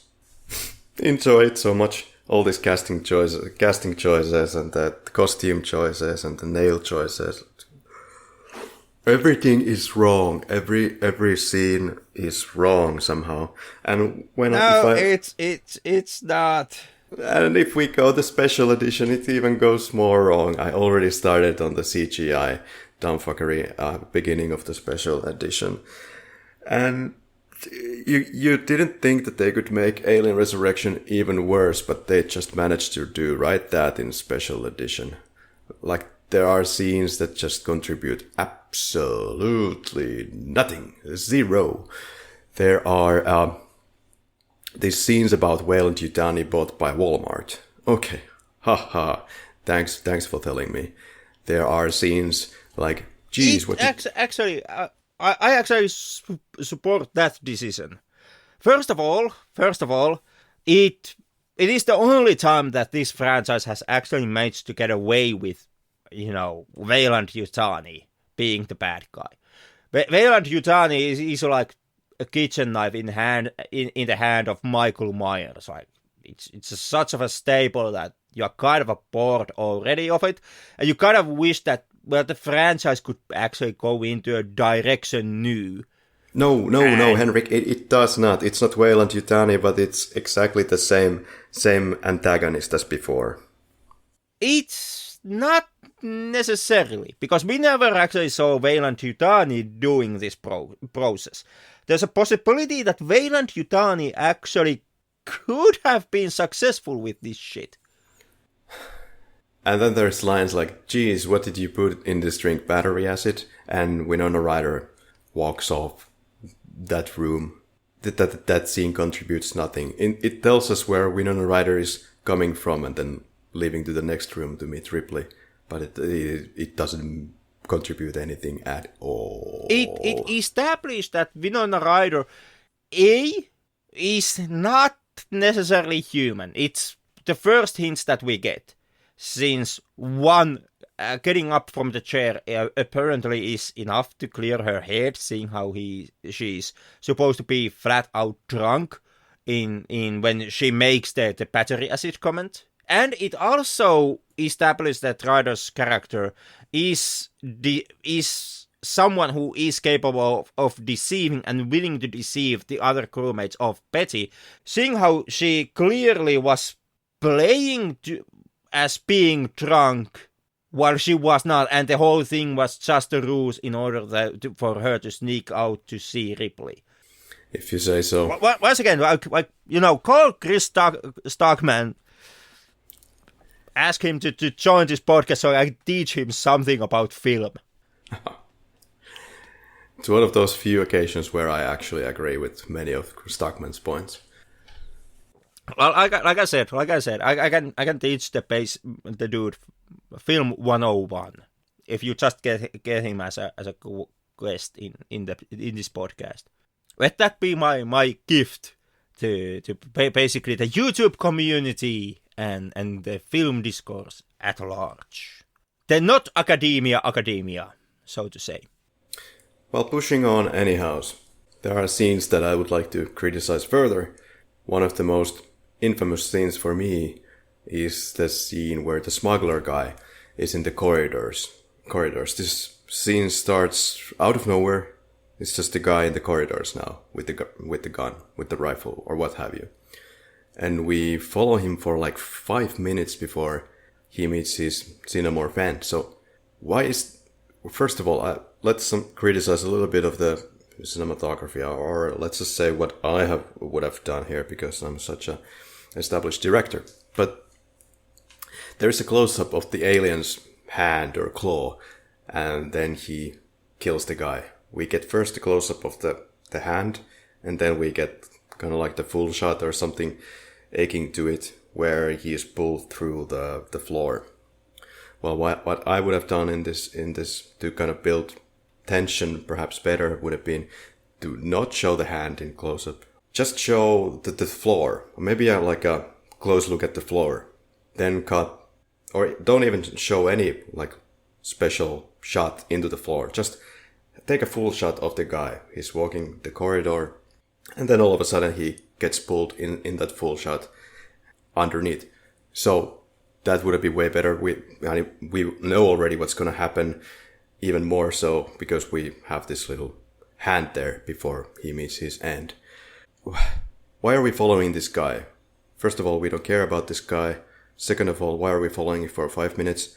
Third of all, are we supposed to care? We don't care. Is he called Elgin? Elgin? I don't know. All these characters, they are some kind of cardboard cutouts and caricature to the core. They are background noise. They have bad dialogue. There are odd scenes where all of a sudden these characters like pop up and we're supposed to, they're supposed to take authority here. We watch him go through the corridors, prepares to fire that alien, and no one cares. No one. Well, to answer the question that you yourself proposed with the answer that you also gave, like why are we following the character? We are following him in order to build attention. It's a subjective question. Does the build-up actually work? For me, it did. For you, obviously, it did not. But that's the answer to the question that you asked. Why are we following? We are following him to build tension. We both glued on that. Are we also building tension in the Kiss My Ass scene? We are at the basketball court, and for some reason now, the doctor has decided that now you're going to get the death penalty, basically. You were sort of my friends just 5 minutes before, but now, because one of your crew members did something horrible, therefore you all die. Alright, well, I think we can agree that the IQs of the characters have dropped, kind of to quote Ripley, a few extra degrees in 200 years. Or 2000 years. Obviously. Because once again, and let me repeat myself, not for you, but for, Chris Tuckmans of the world. Because this seems to be a thing that is escaping everybody. The film is meant to be a satire. So, of course, it plays into the hand that, well, the IQs are on the floor here. Okay. And the bullets are ricocheting from corners and from 7 points to the target. Also, no. Yeah. Terry Pratchett uses the same gag in many of his books, and nobody's complaining. So the scene is supposed to be some kind of a Marvel comic moment because Jean-Pierre Jeunet thinks that that's cool. And that's all there is to the basketball court scene. There's no point to the scene. No, it's meant, once again, it's meant to be, telegraph you the idea that this is satire. It takes a obviously comedic moment and injects it into the basketball scene, which is the ricocheting bullet, in order to enforce to the audience that the film is not to be taken 100% seriously in the case that it wasn't already kind of obvious, which it should be when you look at the dialogue and when you look at the characters up until that point. Sure, but again, where is this scene taking us? It's such of an absurd twist of alliances, allegiance. It establishes that the murky waters of the alliances, like you said, and it also is the first time that we are introduced to the fact that there's something seriously wrong with the clone Ripley. Not just mentally, as she herself is extremely hostile here and antisocial, but also physically, as this is the moment where we establish that she has the acid blood, which works slower than the actual acid blood of the xenomorphs. Yeah, let's not even go to the discussion point on how is Ripley able to withstand and hold in her that venomous stuff. Like maybe she... Yeah, well, let's go. Let's go. We can talk about that, but in doing so, I bloody well demand that we track Ridley Scott through the hot coals here. His fucking facehugger did the exact same thing, and the xenomorphs do the exact same thing. So let's be fair and square here then. Yeah, okay. She's a mutation and has some kind of protective element to her skin to keep all that poison inside of her. Okay. Precisely. Yeah. Like the blood spills in Aliens. Everybody celebrates the whole, yeah, hey, James Cameron was a goddamn smartass. The xenomorphs have acid blood, so when you shoot them, that the blood spatters like it would in real life, like if you or I would be shot, but hey, it's acid blood, so of course it can hurt if the giver of the gunshot injury is too close proximity to the xenomorph that is being shot. And that was some type of, like, I don't know, out-of-the-box thinking session, apparently for, James Cameron. So, like, if the acid blood all of a sudden is a problem in Resurrection, I also demand that we, propose some hard questions to that hack director, James Cameron. How does the acid blood that does not hurt, that hurts that is colonial marines and burns through stuff like ceilings and floor and wall, how does not hurt actually any of the xenomorphs? There are multiple xenomorphs actually attacking the colonial marines in the first shootout in Aliens. So odds are that, the acid blood from xenomorph A, who gets hit by a shot, would also, spill on top of xenomorphs B and C, so why don't they take damage? God damn this franchise. Well, indeed. Yeah. I guess we have to just, retroactively take back all the good things that we have said about Alien movies up until this point. Hey, there's a few things that I like about Alien Resurrection. Let's talk about some fun things for a change. Okay. We didn't get to your opinion about the design of the alien creatures as far as my sloppy memory serves. So what do you think about the alien creatures in Alien 4? I can't seriously tell the difference between Alien A and Alien B. I have read the like the wikis, and I have read the message boards. I know that there is supposed to be, and in a way, yeah. If you squint, there is a difference between the different xenomorphs. There is. The Alien 3 even makes a knowing point of this when Ripley comments that the xenomorph there moves and acts differently than before. And granted, it moved on all floors when the xenomorph in a first Alien walked on 2 legs.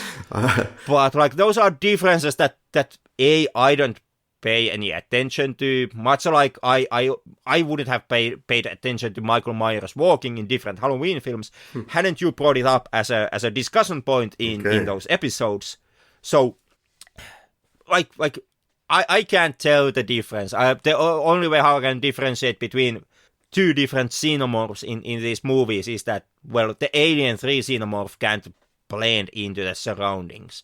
As a little side tangent, I will offer you the thought of, well, have you seen the Alien 3 original take when they were trying to put the actual dog in a alien costume and make it run through the corridors, make it look like an alien? I haven't. It looks hilarious.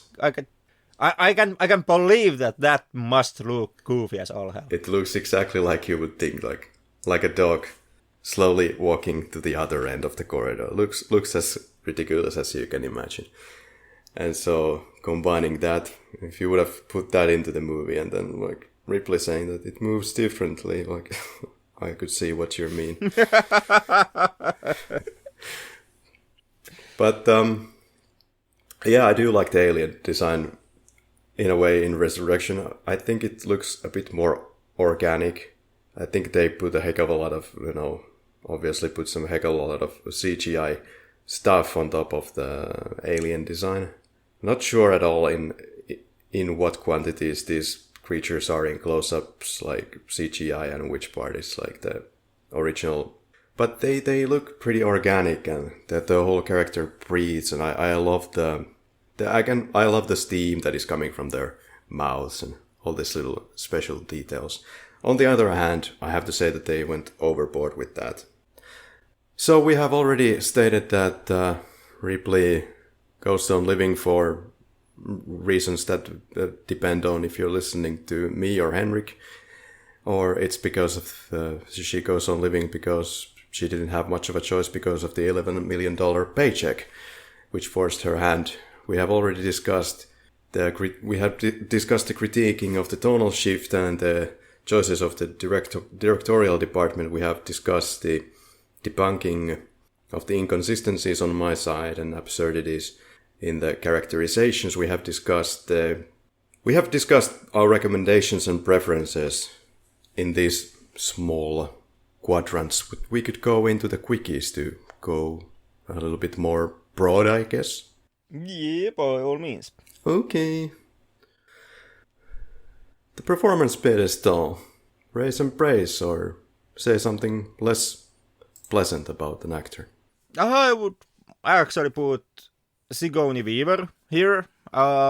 This is the alien film where she acts the most, and it's clear to see why she wanted to do this script, as she gets to basically emote for her heart's content, and she absolutely uses that moment for her advantage.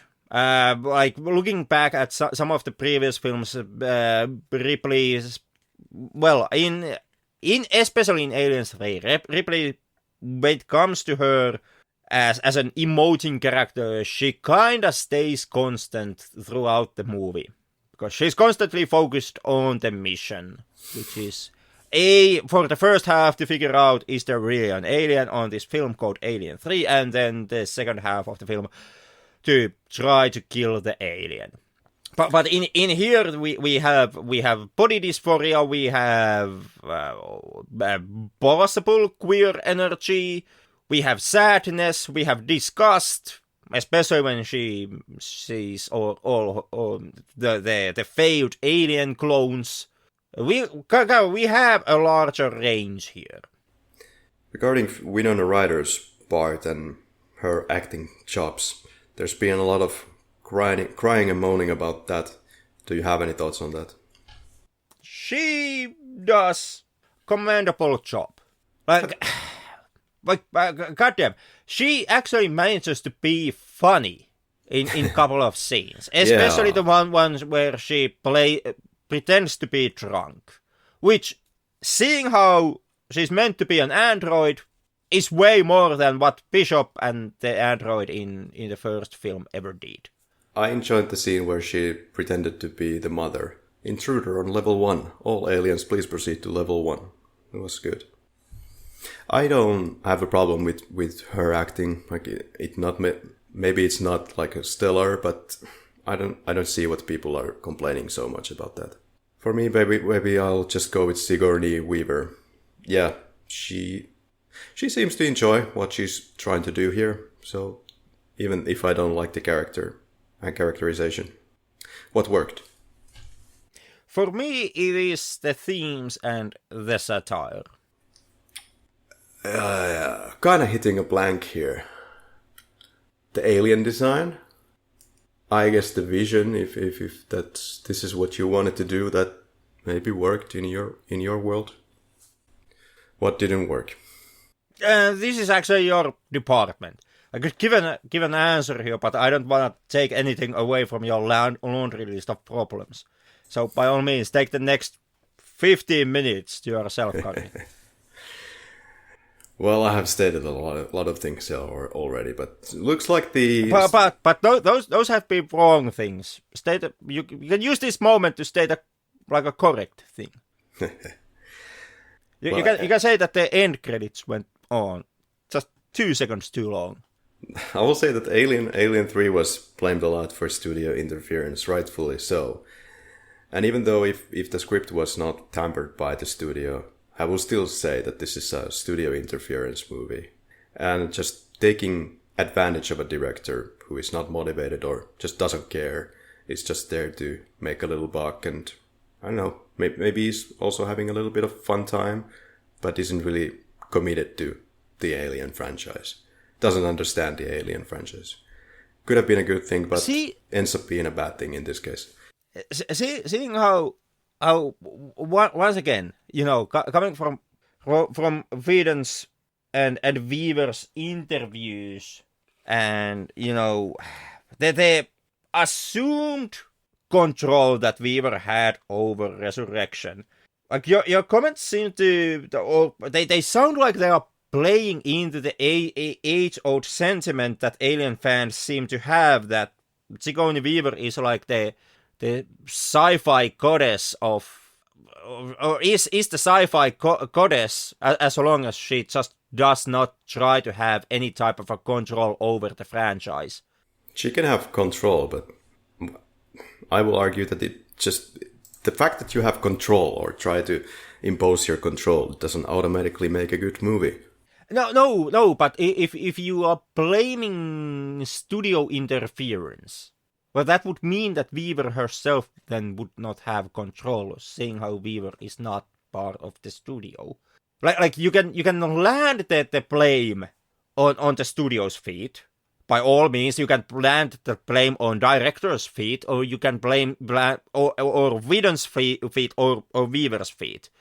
But if we land the blame on the studio, that means that the director Whedon and Weaver would have had a diminished control, as the studio would have just like bulldozered over them.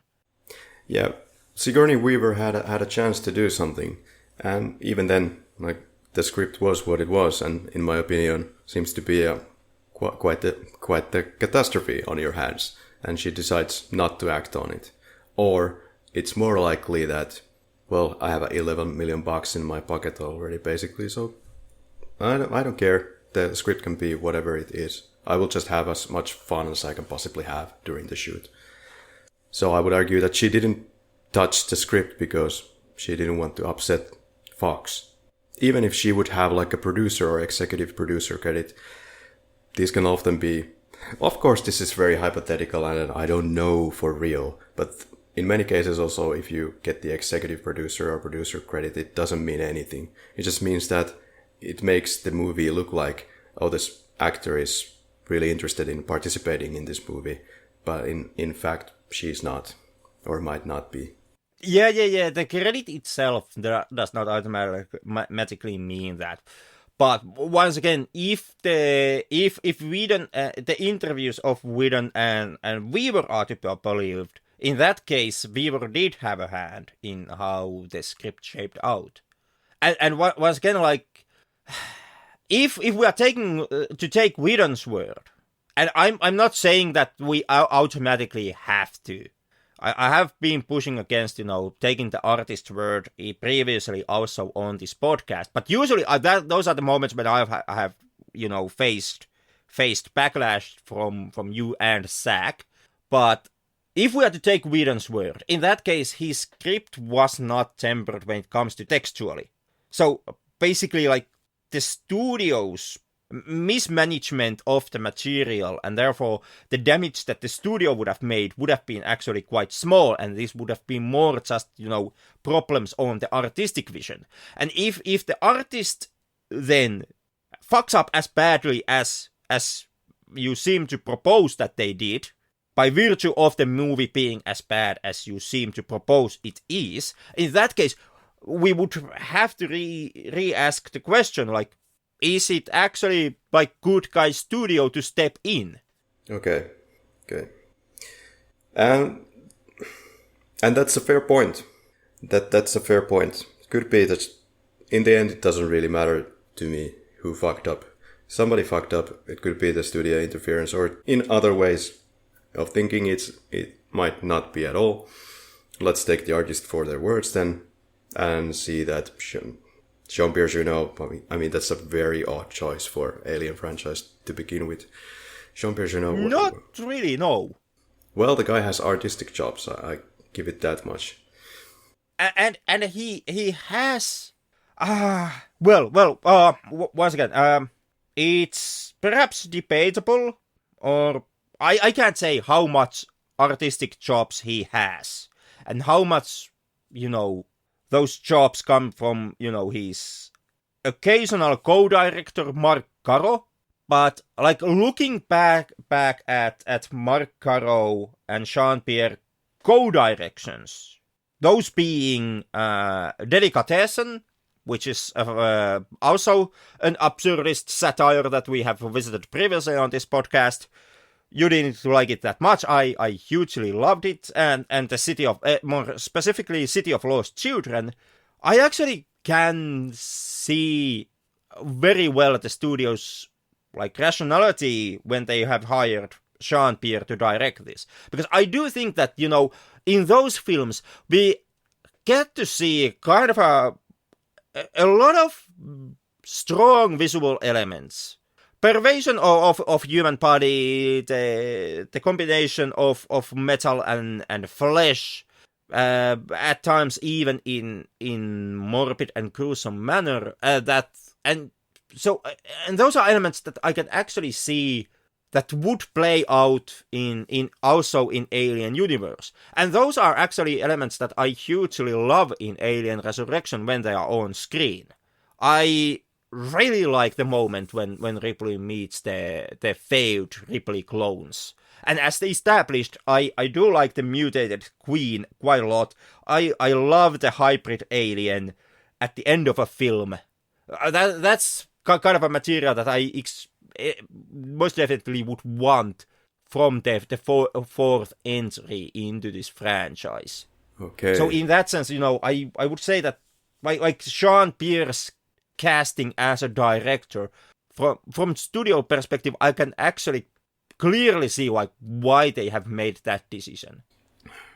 And at the same time, I have to say I am eternally grateful to you, man.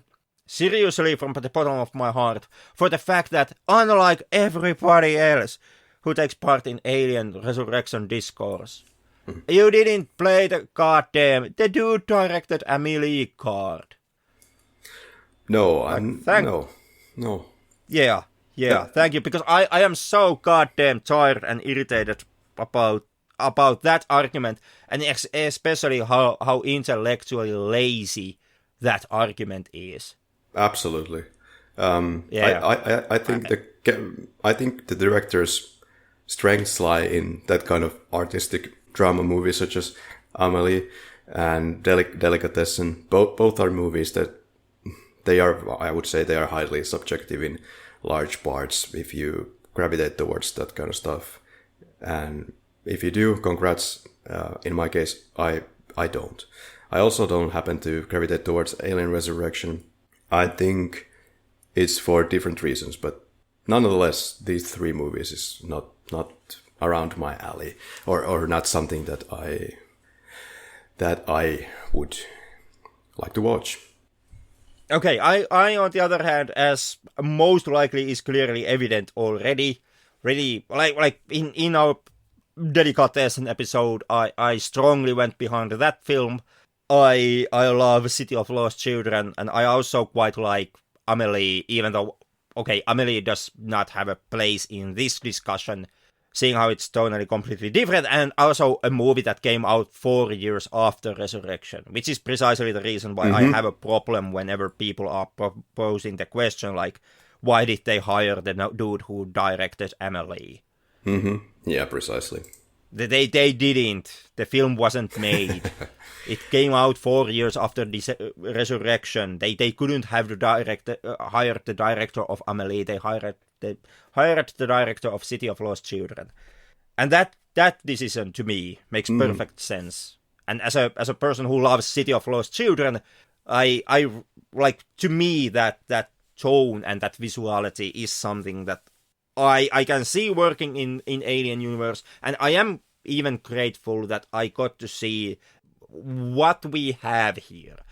Like, this is vanilla Sean Pierre that we have in Resurrection, but okay. For example, those alien clones, the mutated queen and the alien human hybrid, it is some of the most interesting visuals that I have had creature-wise well after Aliens.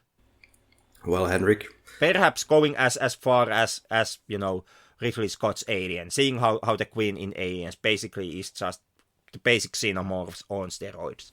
Well, Henrik, I can detect your enthusiasm here, and I can say that you definitely believe that that's what you believe. That's for sure. I can state that I definitely know that I am objectively correct. Oh my. Like, in the end, Karri, in your defense, I can state that what you are basically advocating, or what you are stating here, are your subjective feelings.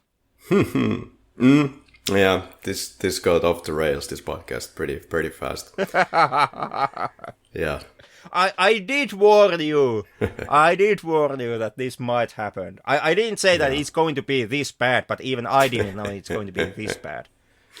Yeah, if people don't know, like a quick summary from the past, we tried to approach the movies a little bit more with a scientific mind, scientific view, just like more from a factual standpoint of what is supposed to work, like film analytics wise.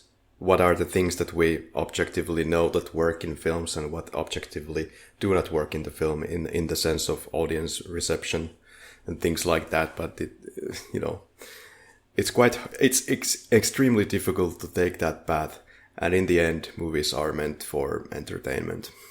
And so in this moment, when you try to start from the blank slate all over again, the creature, the monster you have created in your past returns back to haunt you. Just like the xenomorph in Alien Resurrection, see it all connects together. Theme is strong. Describe the film in one word. Underappreciated. I will say fork. In the sense that this is a fork. If we use the computer terms, I see this as a fork from the upstream that is Alien 1, 2, 3 universe, which is the real series, and starts its very own universe here in Alien Resurrection, which has nothing to do with the original 3. Actually, thematically, it has a lot to do with Alien 3, 1 and 2.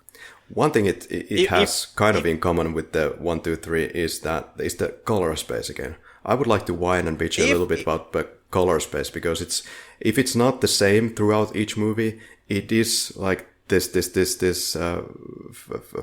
industrial and factory-esque and very samey color palette from the beginning to the end. This time it's some kind of a green gooey coloring.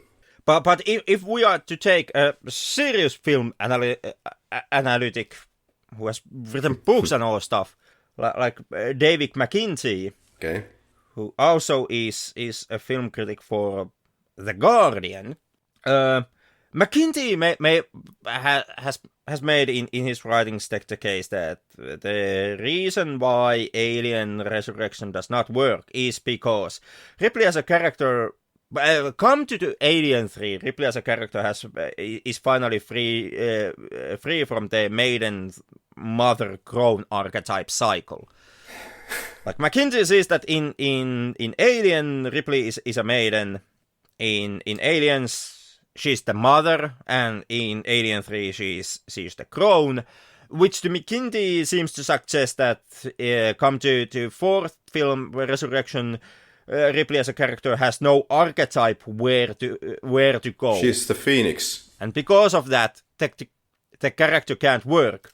But if we take Anna Powell's perspective, she actually suggests that in Resurrection, Ripley actually does kind of a circle back in a sense. In Resurrection, she finds herself the fourth archetype, which is monster, from which she towards the end she evolves back into a woman. So she kind of in 1, 2, 3 she kind of just goes a linear archetype road to its logical conclusion, reaching at crone. In Resurrection, she finds a way to loop back. Well, perhaps not exactly back into the beginning, but somewhere nearby. and in that sense, thematically, archetypically, it actually connects back into the previous 3 films. You can believe serious film analysis if you don't believe me. One writes for Guardian is established. I was waiting for some serious analysis about the color theory of Alien Resurrection. Would have been really curious about that, but oh well. I think it's out there somewhere. Well. I can't take it. Basically, I could give you like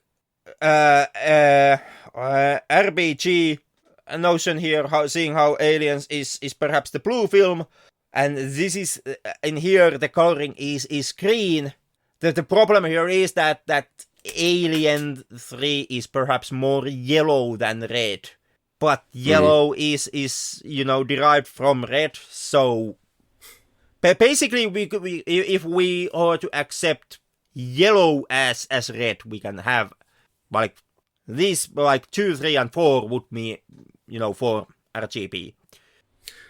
Yeah, or could it be that when this film was published, the cinematographer or the color corrector just took the brave artistic choice to disconnect the red channel entirely from Alien Resurrection? Ha ha ha ha ha ha. I'm sensing that you're just trying to pick up fights here, man. That's my job on this podcast. But he did find the white channel, which is evident in the alien human hybrid creature at the end. All right. Complete the sentence. You really know you're watching Alien Resurrection. When? When a right-wing intellectual stance of how there's nothing special about humans and we're all just dump meat is confirmed by a French director's weird monster movie. I mean, knowing that berry is a fruit is operating on completely adult capacity, just asking for 3 times Jordan Peterson. Jordan Peterson certainly has interesting opinions sometimes. What's this fruit thing based on, if you can expand? Well, once again, this is hard getting back into the film obviously being a satire. In the beginning of the film, when they are training Ripley, they do have Ripley do that child's test where they show him those pictures that Ripley is supposed to say what it is. And well, like it's the Ripley says hand and it's a close glove, and then shows the berries, and Ripley says fruit. and the doctor showing the picture goes correct. And at the same time, Steven Dorff's character, the Dr. Geddyman, makes the remark that Ripley is operating at a complete adult capacity. Sure. Which once again, one of the many examples of this film being satire. For the Chris Tuckmans in the class. Oh, right. Well, you really know you're watching Alien Resurrection when you suddenly have the urge to find a dull fork to end the misery. Nothing completely deep there. Jordan Peterson. Oh boy, that's another topic that we could probably discuss with considerable research, but the guy who tries to mix scientific arguments with the Bible inherently into his arguments goes south fast. Precisely, but in certain circles, which most definitely are not on the left, he's a celebrated intellectual. Oh, people fuck. pay like hundreds of dollars to go into his seminars, or at least they did. I don't know what is the going rate today. I will happily pay for that, but it needs to also have somebody like Sam Harris to challenge him, and it's not completely so much fun because Jordan Peterson is coming back with the whole word salad at him. But anyway, did you like the film? I think it's evident that you did. Yeah, most definitely I did. Yes, I liked all the real films, not the fourth one, which doesn't exist. Rough. Also, once again, subjective stance. Yeah, that's very true. I'm very sloppy today. Would you? Yeah. Objectively, I'm correct here. And from this one victory, I'm going to stretch it all over the rest of the episode and claim victory in every talking point that we have had tonight. All right. I'm too tired to resist anymore. Would you rewatch the film? Most definitely, yeah. I'm done with Resurrection, ladies and gentlemen. The others I will happily revisit, maybe in 20 years. I've had enough for a while. Great films, but overseen now at this point. Would you recommend Alien Resurrection? Absolutely. Thematically, it's strong. It actually goes into new directions, both in theme and in character, but also in tone. Once again, it's a satire, which is hasn't done previously in this franchise, and I know all of these are subjective thoughts and emotions, and I can understand full well that people, for example, don't like the hybrid alien and feel that find it gross and what have you. But once again, coming from the opposite end, when it comes to the visuals, when it comes to, for example, the hybrid alien that we have at the end, I absolutely love that thing. I love the design. As established, I love the design. I love the painstaking amount of work that went into creating it just for the few minutes. And that is those are the reasons why I do actually think that why I do recommend Resurrection. Not just because I think it's not a great movie. Like, we have had great movies here, like Citizen Kane, or it's not a great movie like Alien or Aliens is a great movie. It's more closer, for me, it is more closer to Alien 3. But I do think that Alien Resurrection is absolutely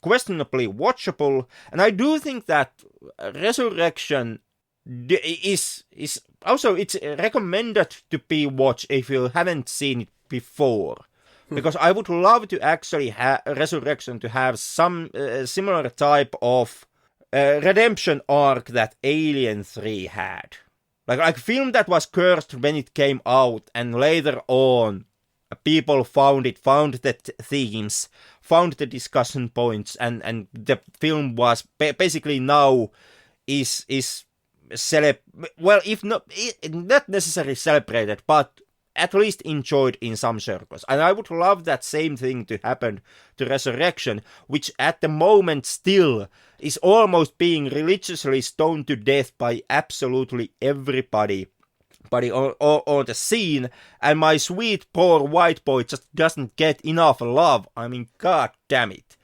And I also hope that somebody actually picks this up, like, okay, all the Chris Tuckman trash talk aside, I really hope that he circles back and gives the film a new, like, fair rewatch from a fresh perspective, taking it from the satire angle and seeing where it goes.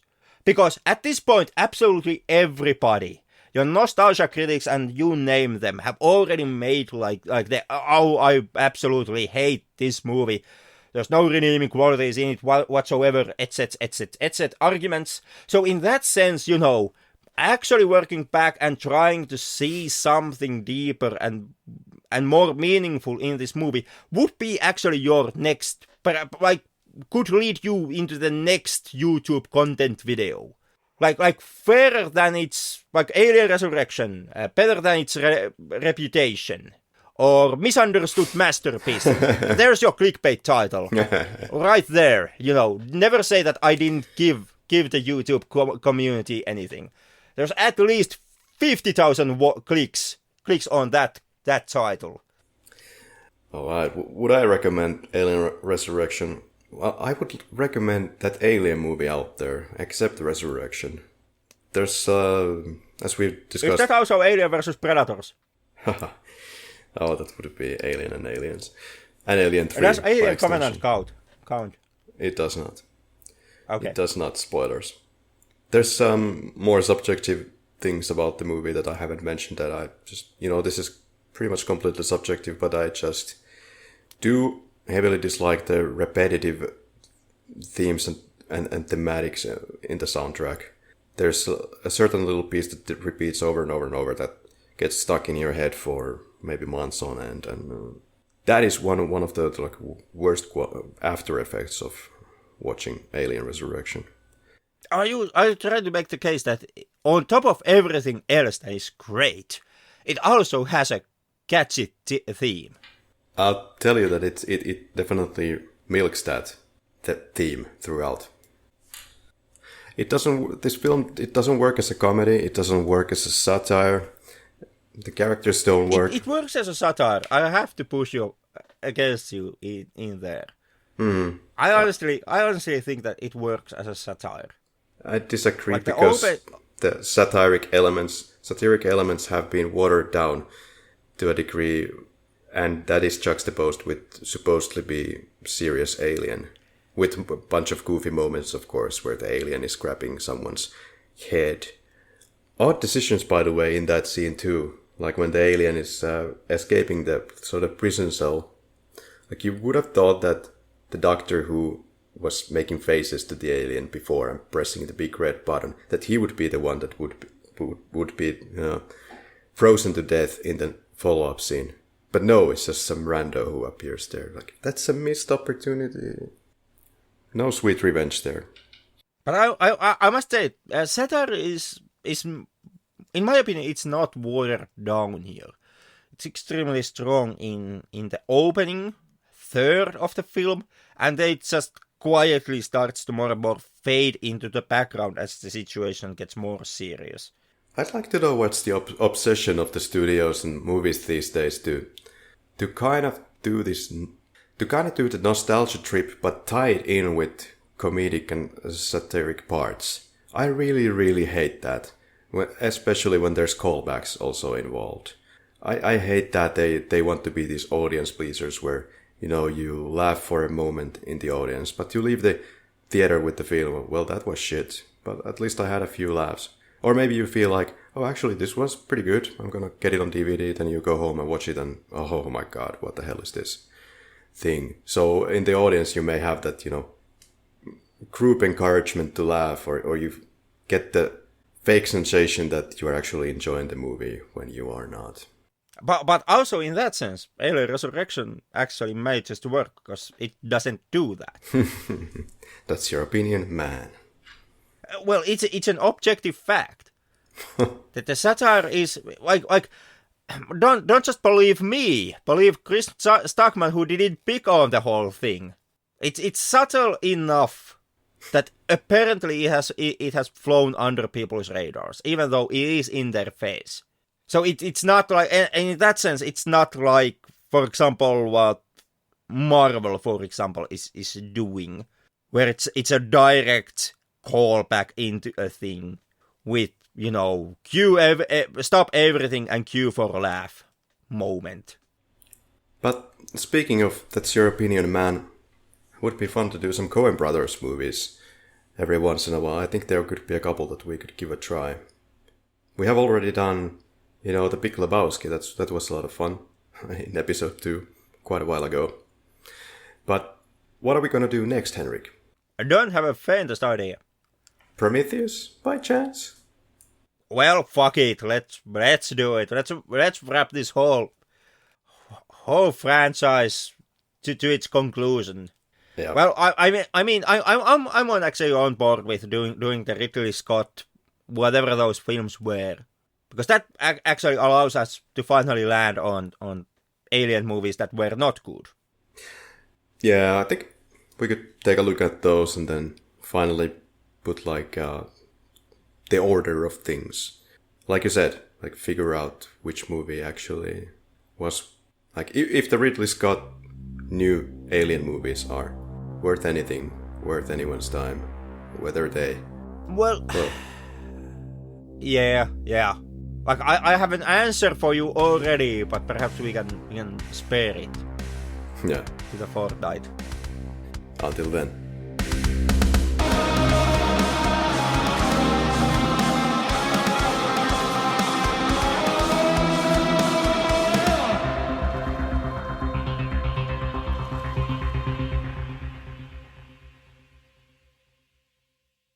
Have you played Alien Isolation, Henrik? I have. It's actually pretty damn great. In fact, it's more than great. I absolutely love the game. Not the biggest fan of the DLCs, perhaps, but that's because they are so arcadey mechanic-wise. But like previously, I was in the previous episode, I was like, I kind of hinted at this direction already.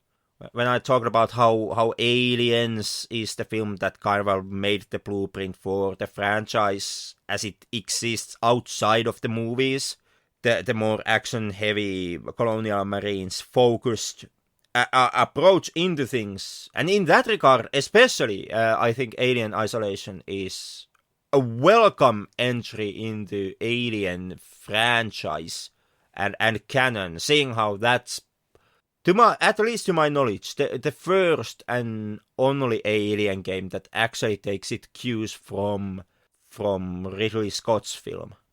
Yeah, okay, I have not played Alien Isolation, but I've been looking into it many times and find it really intriguing, and I've been thinking of buying it. I think it's still on sale on Steam, so I might just buy it in a couple of days and take a look, finally. Looking forward to it, Henrik. Yeah, a strong recommendation. I honestly think that a lot of people gripe about the inclusion of android and human enemies. For me, it's not a problem, even though the obvious like the the main thing in the game is the xenomorph AI, which I have to admit is pretty damn good. Like when it comes to video game villain AIs, it's an exemplary. It's on par with, like, it's in the same way like for example the AI in Fear, the first Fear game was. That being said, yeah, the AI can bug out on occasion, especially if you play at the hardest difficulty. But for me, it happened like once or twice on my playthrough. So all around, like the AI, the Xenomorph AI, you should play it just, in order to tinker with that. Okay. And strong recommendation, like the base game. When it comes to the DLCs, you may wanna think about with those, depending on exactly like how much you wanna approach the arcade, the game mechanics of Alien Isolation, because they are like 100% mechanics. All right, looking forward to it. I've played like the old, I don't know, classics, but I played Alien Trilogy on Sega Saturn many moons ago. It was a quite different kind of game, but it was like stories of Alien 1 and 2 and 3, surprise, kind of combined into a single story. It just goes from it's the story of 1 to 2 to 3, and includes some kind of hokey CGI scenes between those movies to make them kind of make sense together. It's an interesting take. Starts with a really cool opening CGI scene based on aliens, and pretty closely follows that. You would think that some of those shots could be from the movie, because the choreograph of the planes and stuff are so the same as in the movie. That was pretty cinematic and cool. Yeah, the game was kind of monotonic in a sense that all the missions kind of start to repeat themselves. There's a lot of levels, like 30 something plus. But I think it gets the atmosphere pretty right. Like, those are seriously pretty creepy corners that you have to navigate yourself through. Many of the locations are, directly from the films, or some kind of amalgamation of elements, like the aliens, the lockers from Aliens, from the colony, or you see those as elements, and then you see like the Alien Queen hive. I think it's Alien Queen that you always have to fight at the end of each sort of movie segment of the game, and going into the spaceship where the space jockey is supposed to be. And yeah, it's a terrifying game in my opinion. Even if the sprite animated antagonist, the baddies, the characters that you have to kill may not look the greatest, but the movement is hokey. But that combined with the amazing soundtrack, I think it still doesn't somehow get enough credit. It's an amazing soundtrack, and I've used it in many events that I've organized before. It's fantastically horrifying music. Other than that, I think I haven't played any Alien games. Hey, I have played a couple of minutes of Aliens vs Predator on Atari, and I think that also got the mood and the atmosphere very correct. But I haven't played that game enough to say much else about that. I think it was horrifying when you played it as a kid anyway. From PC and end of the things, the late 90s, early 2000s, Alien vs Predator 1 and 2 are classics for a good reason, especially Alien vs Predator 2, which also introduces like an active storylines for all species. The Alien vs Predator 1 kind of suffers from the fact that Alien and Predator does not really have, well also the Marine doesn't really have a storyline in that game. It's more just like once again game mechanics and more arcadic, more just a game mechanic approach in the situation. But Alien vs Predator 2 has actually also storylines. Yeah, they have like intersecting storylines for all species. So strong recommendation into that direction in case you manage to still find the game and also get it running on a modern operating system. Okay, cool. I'm also aware of the Alien Resurrection game, which came 2 or 3 years after the movie because there was a lot of trouble with that one. And in the end, it was planned to be released for PC and maybe some other devices, but in the end, it was just released for the original PlayStation. And I have to say, but just by the looks of it, I haven't played it, but the graphics are really amazing for to be PS1. And at the time it had the modern control system with the analog controller playing a big part in playing the game. And I think that turned a lot of people off because people weren't used to it. And then what do you know? Later it became the de facto. Yeah. When it comes to that game, everybody always likes to point out at IGN and their review, where they say that the control schematics, the twin stick system that it does with analogs is unplayable and terrible. And to IGN's defense, well, first of all, I don't remember how the game played out because it's years when I played it on friend's PS, but I don't remember how well the control system was optimized for the dual analogs. But at the same time, when the game came out, it, like you pointed out, it was not the staple control system for PS1 games. It was only everybody loves the story how Halo came out a time later and proved everybody that it's a great system, the dual analogs, but that was years later with Halo. So I always felt that much like Alien Resurrection the movie, also Alien Resurrection the IGN review has kind of gotten a raw deal. This may be an unpopular opinion, but I think the PS analog sticks are complete garbage. So that might be why it wasn't praised so much. It might not work with the PS controller. Could be. Like I said, years ago with friends' PlayStation, I myself, I never owned PlayStation. And in that sense, I don't have that much knowledge on how those games controlled. I played my PS1 games with PS2 when it finally came out. Okay, who do I have to fuck to get off this boat? This is the worst film I've ever seen. This film killed my cat and raped my mom. Kind of I'm a late bloomer when it comes to is the fact that Ripley is kind of a part of fuck sentään. Lisää kaljaa.